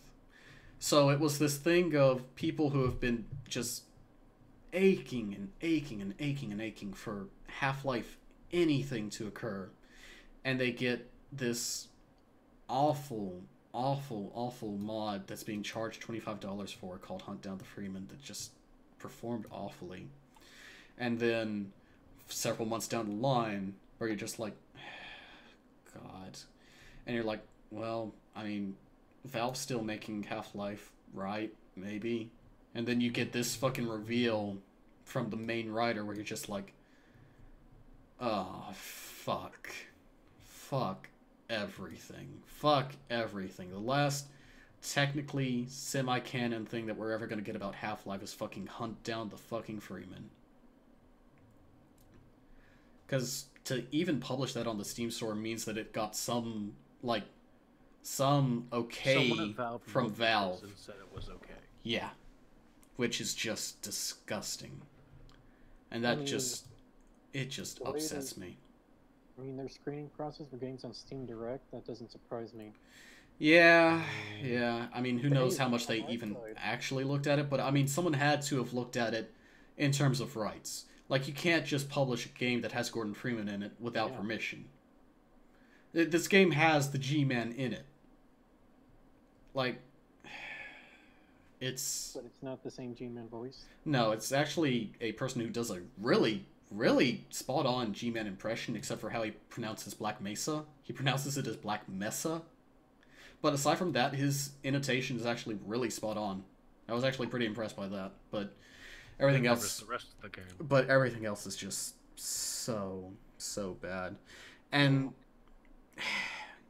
I kept debating between this and Fallout 76 because it was a thing of expectation versus reality. Fallout 76. You can get some enjoyment out of Fallout 76 for some people. 76 is more playable. Yeah.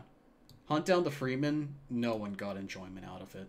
No one did. Look on the bright side. You can look forward to the Half-Life trading card game. Yeah. Oh my god, that's closer to being real. But that's enough of the negatives, I think. I think we've all had our thoughts on the negatives. It is now time for the best... For honorable mentions! Honorable mentions. I have 4. Alright. 3 are games that I never played, and one's a weird game that I'd like to recommend. My 3 that I never haven't played yet, which would probably be on this list if I had played them, are the previously mentioned Dragon Ball FighterZ, Soul Calibur, and Spider-Man. Right. I look forward to playing them the next year. But my weird honorable mention is a mobile game, actually. It's not Bang Dream, I promise.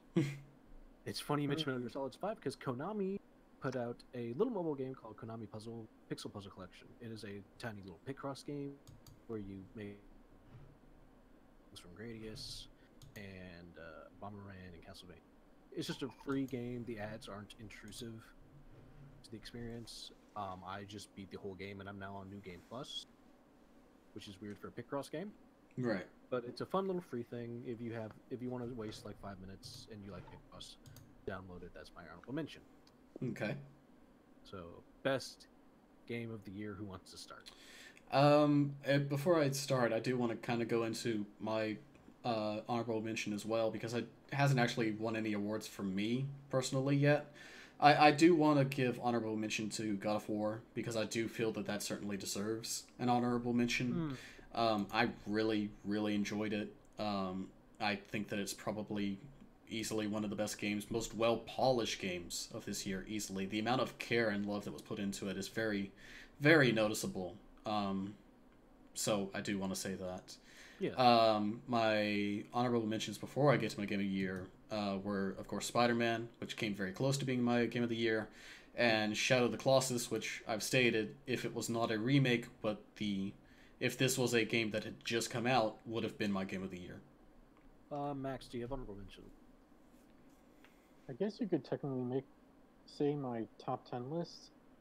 2 through 9. Oh, yeah, 10. yeah. Right. Yeah, I guess. Is there anything you didn't mention?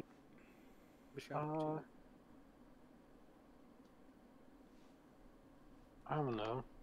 Play Yakuza. Okay, fair enough. Who wants the honors of starting off? I'll go ahead and start. I'll go ahead and start. Because I don't know what yours is. Actually, no, I don't. I put a lot of thought into this. Because like I said, my overall feelings were very skewed due to playing Nier Automata at the start of the fucking year, which threw everything out of whack.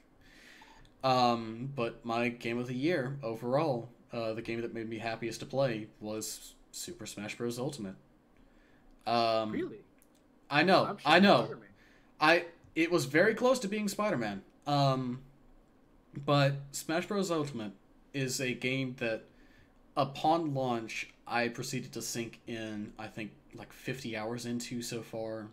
I got through the entirety of World of Light and had a lot of fun with that, as well as a few, like, annoying bits with it. There's definitely some issues with World of Light in terms of difficulty with some of the spirits that I can certainly see people being angry about.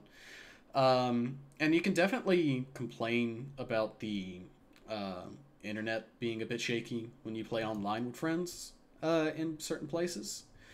But when it comes down to games that you can just throw on and play a couple of rounds and play them with friends, and every friend has like their main, every friend has this thing that they want to try out, and even when you're not playing with friends, World of Light was still a blast to go through that first time. And I've currently started legitimately amazing moments. I've currently cleared all of the other tab, and I've started work on clearing all of the classic mode tab, and I'm really enjoying it. Like, classic mode is also fun. Yeah, all of the challenges are actually really fun.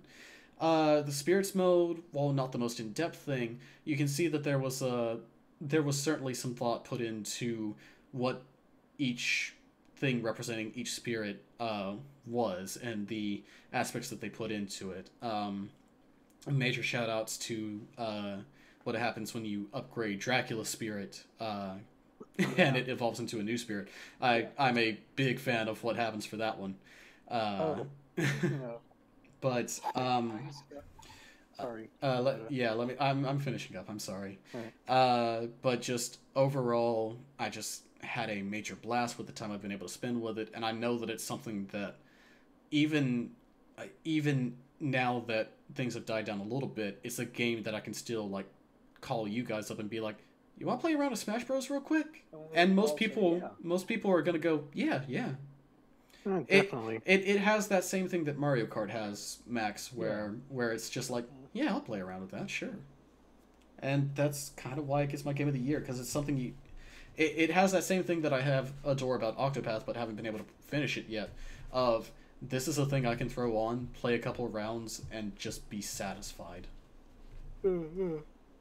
So that's why it's my game of the year. Max, do you want to take this? So, I legitimately don't know what yours is. Yeah, so since you mentioned the leveling up spirits, have you gotten the Waddle Dee spirit yet? Yeah. I haven't upgraded it yet. I haven't. The Waddle Dee spirit levels up into Bandana Waddle Dee. Oh. Like, the most underwhelming, but I really should have seen this coming kind of moment. Yeah. Also, why does it sound like your mic's really scratchy? Yeah, it does. I'm sorry. This laptop is very old. Yes, it is. But what's your game of the year? I think I know what it is. And game of the year is God of War. Thought so. Oh, yeah. Okay. Like, this... I grew up playing all the previous God of War games, and I even got... That's right, you are a big God of War. Mm-hmm. Yeah, the year God of War 3 came out, God of War 3 came out actually the month of my birthday. Like a week before my birthday, so that was also the year I finally got a PS3, and the first game I got was God of War 3. Oh. And that was really great. I got a PS3 in 2010, I want to say.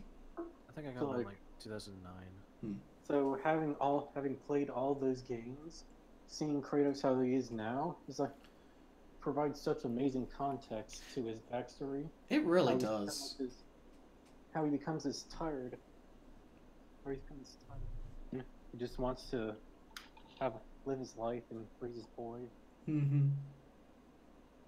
But shit always has to keep following him. I also, while we're on this topic, just want to give a major shout out to Atreus's voice actor, because he's great, like legitimately good. Yeah, Atreus became such a great character in his own right. Mm-hmm.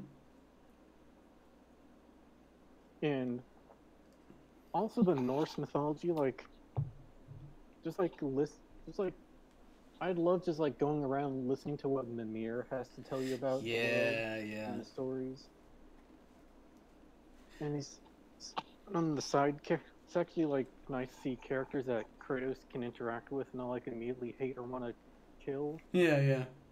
Like he's actually a talkative person. Can be talkative even if he doesn't want to be. It's weird that this isn't my game of the year. Like, as much as it has, like, the Norse mythology and all of these things that I really like, it's weird that this one kind of ended up, I want to say, like, third place for me. And then you get to the end when you go back home, and then it gets you all hyped up for the next game. Yeah, there is certainly a stinger at the end that is really, really hype. It's got me excited for sure. That'll probably come out on PS5, you figure. I hope it comes out. I hope it comes out in time before that. I don't think so. They're talking PS5 like reveal like next year. I heard PS5 is coming like 2020. Yeah, so the reveal would be like 2019. Oh yeah, that's true. Yeah, and if they're not having an E3 conference, then it would be like a big thing, like sort of like late mid-year, you know? And that would be their perfect time for like showing it off, you know? Yeah. Mark my words. Which honestly is a bit annoying because I feel like the PS4 is finally like blasting on all cylinders now. Like I picked up a PS4 Pro this year too, so now it feels like, now they're moving on to the next thing. Yeah, that definitely happens sometimes. Especially since the PS4 had such a rocky start. PS4 didn't have a rocky start. Kind of like the first few years, it felt like half the games that were coming up were remasters. I guess, but like compared to the start that the Xbox One had, I'd say it performed a lot better in those initial years compared. Yeah, true. And Bloodborne was like pretty early on, wasn't it? PS4 had Bloodborne for it. And Infamous Second Son, which despite my disappointments with it, is still a fine game. Definitely a good launch title. Mm-hmm. Don't forget Knack. God. Back to the future, baby. Yeah. But, who's hyped for Knack 3? There's no way that happens. There's no way that happens. Knack was originally a Crash Bandicoot, so they couldn't. So they just made it its own thing. Yeah, yeah. Calling it Knack 3 reveal with the PS5. So I guess I have to talk about my game of the year now. Yep. Yes. What's your game of the year? Smash 3K? Well, when you're talking about a fighting game you can always play with your friends, a game that has so many characters it's almost impossible to choose a main. There's only one reigning king, and it's WWE 2K19. I mean, we're all thinking it. Who else? What other game has as many? There's like Roman Reigns, Scotty 2 Hotty. You notice how we're both dead silent here, right? And I think this bit's gone too long. I picked fucking Smash Ultimate as my game of the year. Of course. Yeah, yeah. There we go. Legit. Like, what else am I going to pick? It's the year a Smash game came out. A Smash game came out this year. That's going to be at the top of the fight. Mm-hmm. Smash Ultimate has the new every single new character that they added is super distinct, super fun. Yeah, that's true. I didn't really touch on this. Before this game, Ridley. Yeah, I want to talk about this.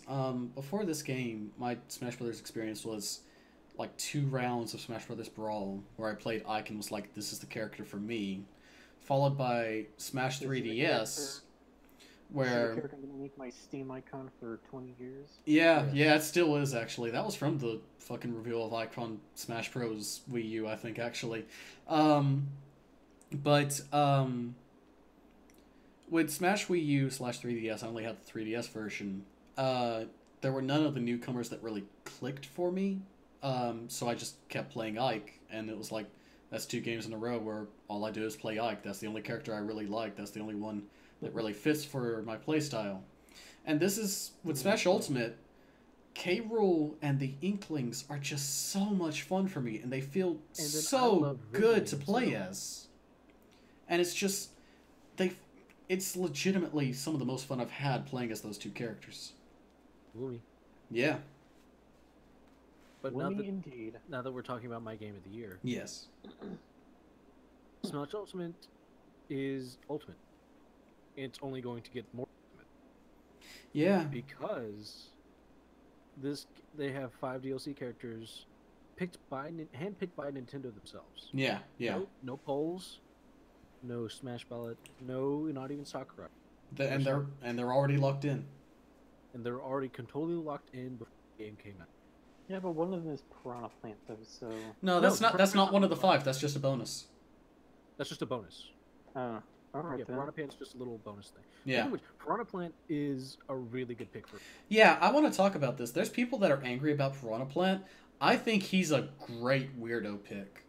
Because I legit... That's what Ultimate was lacking, and was a weird... Yeah, no, I legit love Piranha Plant being a fighter, because he's the exact sort of weird thing that we've needed.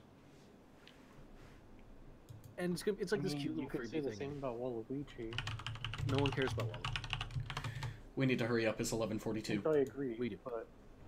But the fucking bombshell that was the line in the sand. Here's where we're starting. Joker from Persona 5 is the first DLC character for Smash. That's a fucking gauntlet throwdown and a half. Yeah, that just opened the floodgates for anyone. That is the reveal of the poker hand. How the fuck do you have 5 aces? Yeah, like how do you start with that? Where do we go from here? Like, keep in mind... I feel bad if that second pick isn't as good. Keep in mind, this is recorded on December 31st, 2018. The rest of that hand could be fucking 1, 2, 5, and 6. Like, you just had a fucking ace and that's all that you had. But, like, for now, we're just kind of still... Everyone's kind of reeling and going, it's kind of like we're God. bracing for impact. Yeah. That was your. I feel like once Banjo-Kazooie. I feel like that was. Yeah. I'm still. I'd still be happy if 2B got in. I know it's impossible. Yeah, I mean, like fucking anything's possible. Shovel Knight. She'll be in anything now. Yeah. 2B's in Shovel Knight? No. No, I said 2B's the new Shovel Knight. She'll appear in everything. Oh wow, you can connect God of War to Smash Brothers Ultimate real easy. Yeah. What? You can connect God of War to Smash Brothers. Real easy. Yeah, because Shovel Knight's in Smash Brothers, and Shovel Knight has the Kratos DLC on PS4. Yeah, and apparently that's canon. Cool. Yeah, and it's canon. That's apparently canon to Kratos traveling to Norse lands. You're cutting out so hard. I'm sorry. Where everyone's getting online because there's 11:44 on the Eastern Coast. Yes. But so Smash Ultimate, fantastic game, fantastic fighting game. I love it. I need internet. So there you go. Okay. All right. So that's our year wrap up. Yeah, that's. I do want to take, like I mentioned earlier, I do want to take a moment to point out. I personally have 5 games that are in 2019. Hopefully, they're coming out in 2019. I do want to mention. You're starting to cut out a little bit, so we need to hurry this up. I have 5 games I want to talk about. Hopefully, coming out in 2019. They're not going to get delayed. Okay. That I just want to mention. I want to see what you guys think. First off, Wolfenstein Youngblood is coming out this next year. Okay. You know, the one where you're playing as BJ's twin daughters. Yeah. Right. Cameron, me, or you were going to co-op that. Okay. Yeah, I'll definitely do that. Wolfenstein. Fuck me, I guess. Oh, we will do it with New Game Plus. But me and Cameron are most like sisters. Yeah. Mortal Kombat 11. Oh shit! Yeah, that's got. Wow. Yeah. April. Early. Yeah. That's gonna be fantastic. I've only loved Netherrealm games more to come out because Mortal Kombat 9, it's okay. Justice, it's okay. Combat X, oh, that's pretty good. And Justice 2, I fell in love with. It'll be interesting to see what those DLC characters are. It's coming out for Switch too. It's still so weird. What? Yeah, it was announced on launch when they first showed off. It's coming to Windows, PS4, Xbox, and Switch. Okay. Huh. Yeah. Okay. Keep going. New Pokemon game coming out this next year. Oh yeah. I'm definitely excited for that as well. Yeah. Okay. Psychonauts 2 is supposed to be coming out finally. Yes, definitely. And for the last game, I think you know exactly what's coming out very shortly. What? Please God, please be coming out when it's supposed to. January 29th. Kingdom Hearts 3. Jesus fucking Christ. So, for those who aren't aware, having not played any of the Kingdom Hearts games before, my plan for when Kingdom Hearts 3 launches is to just spoil the shit out of myself for it, so that I can protect Dakota from any spoilers that occur. Yes, I think you actually. How about Dakota just plays the fucking game and finishes it on time? Because it's gonna be on Twitter. Because it'll be on Twitter and shit, and I care more about Kingdom Hearts. It's literally just a thing where I have a passing interest in Kingdom Hearts just because of how dumb it sounds from an exterior viewer. That I'm just like, I want to see how dumb this gets. We already have time travel. I'm already half Xehanort.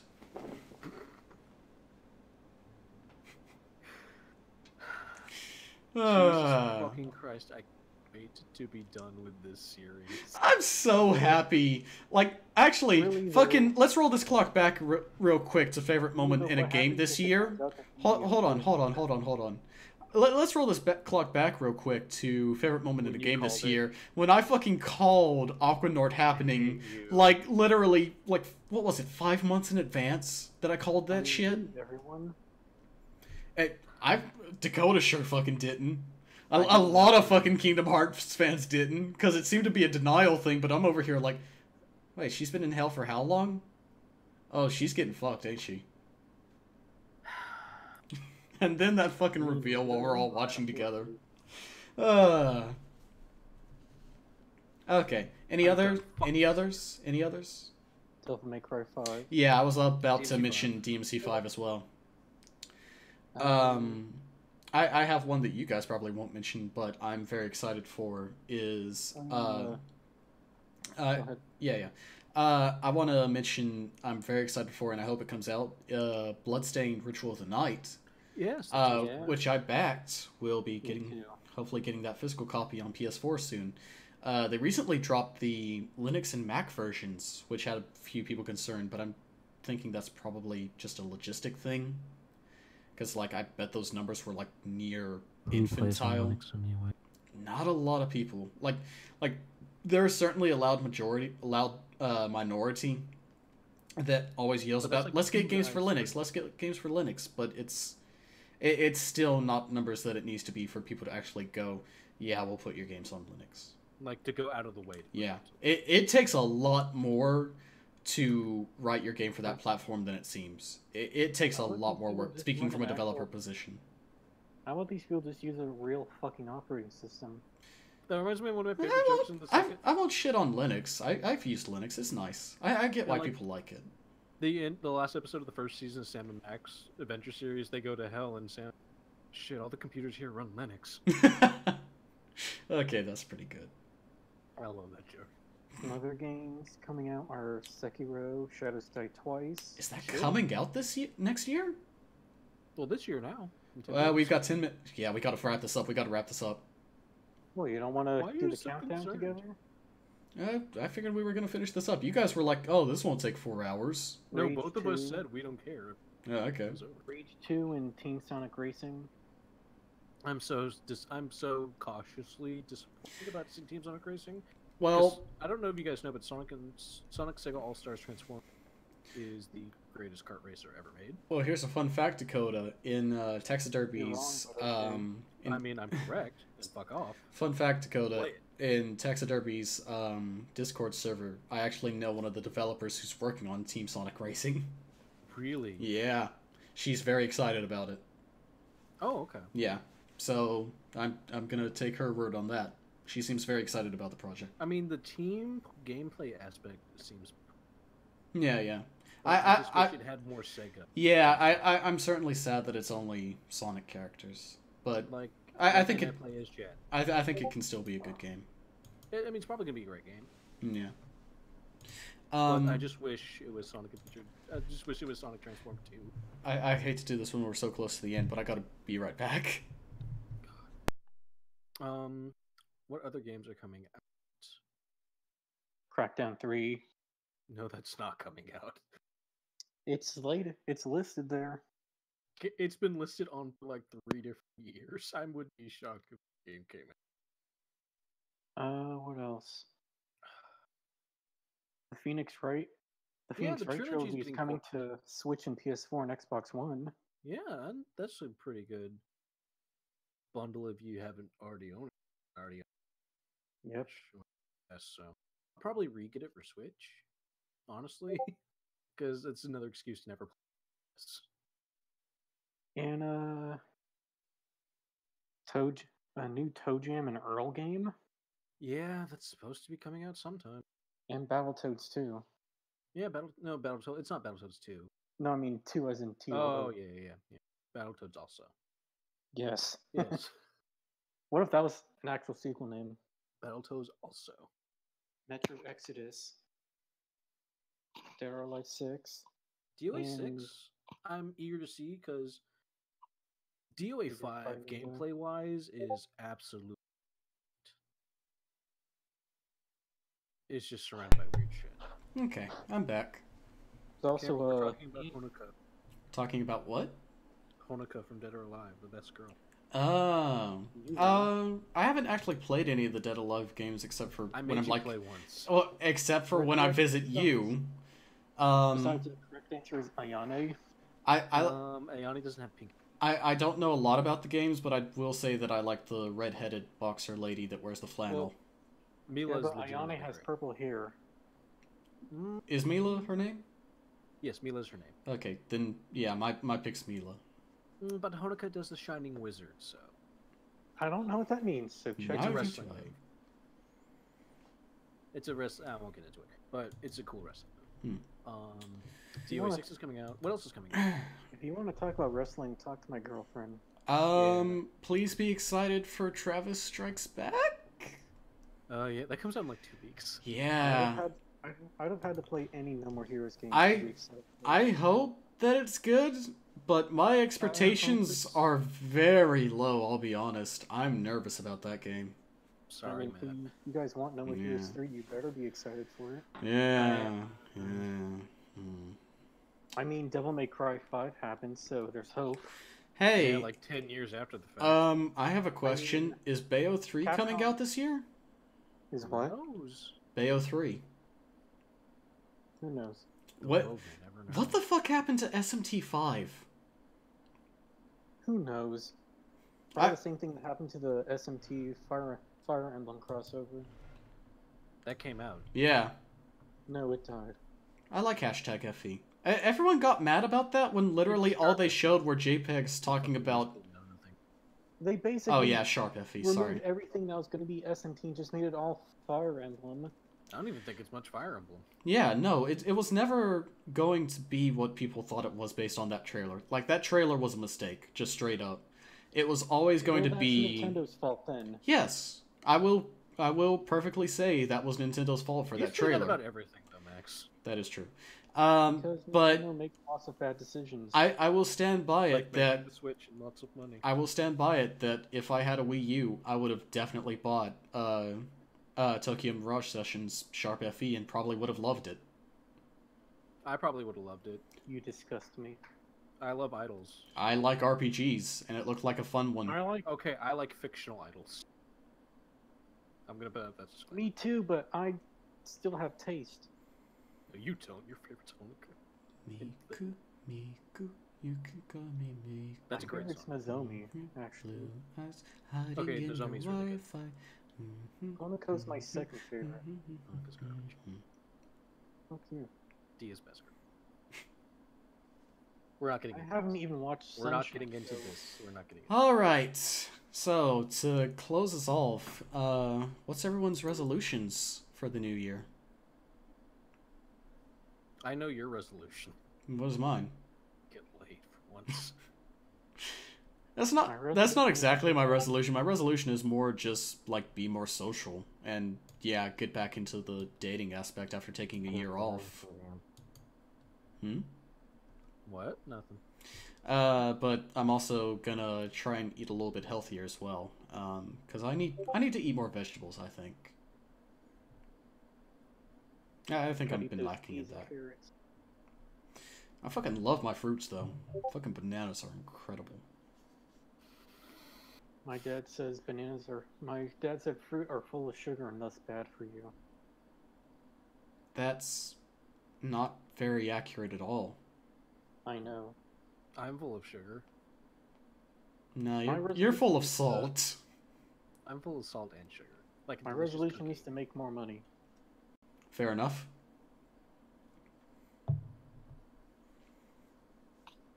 My server.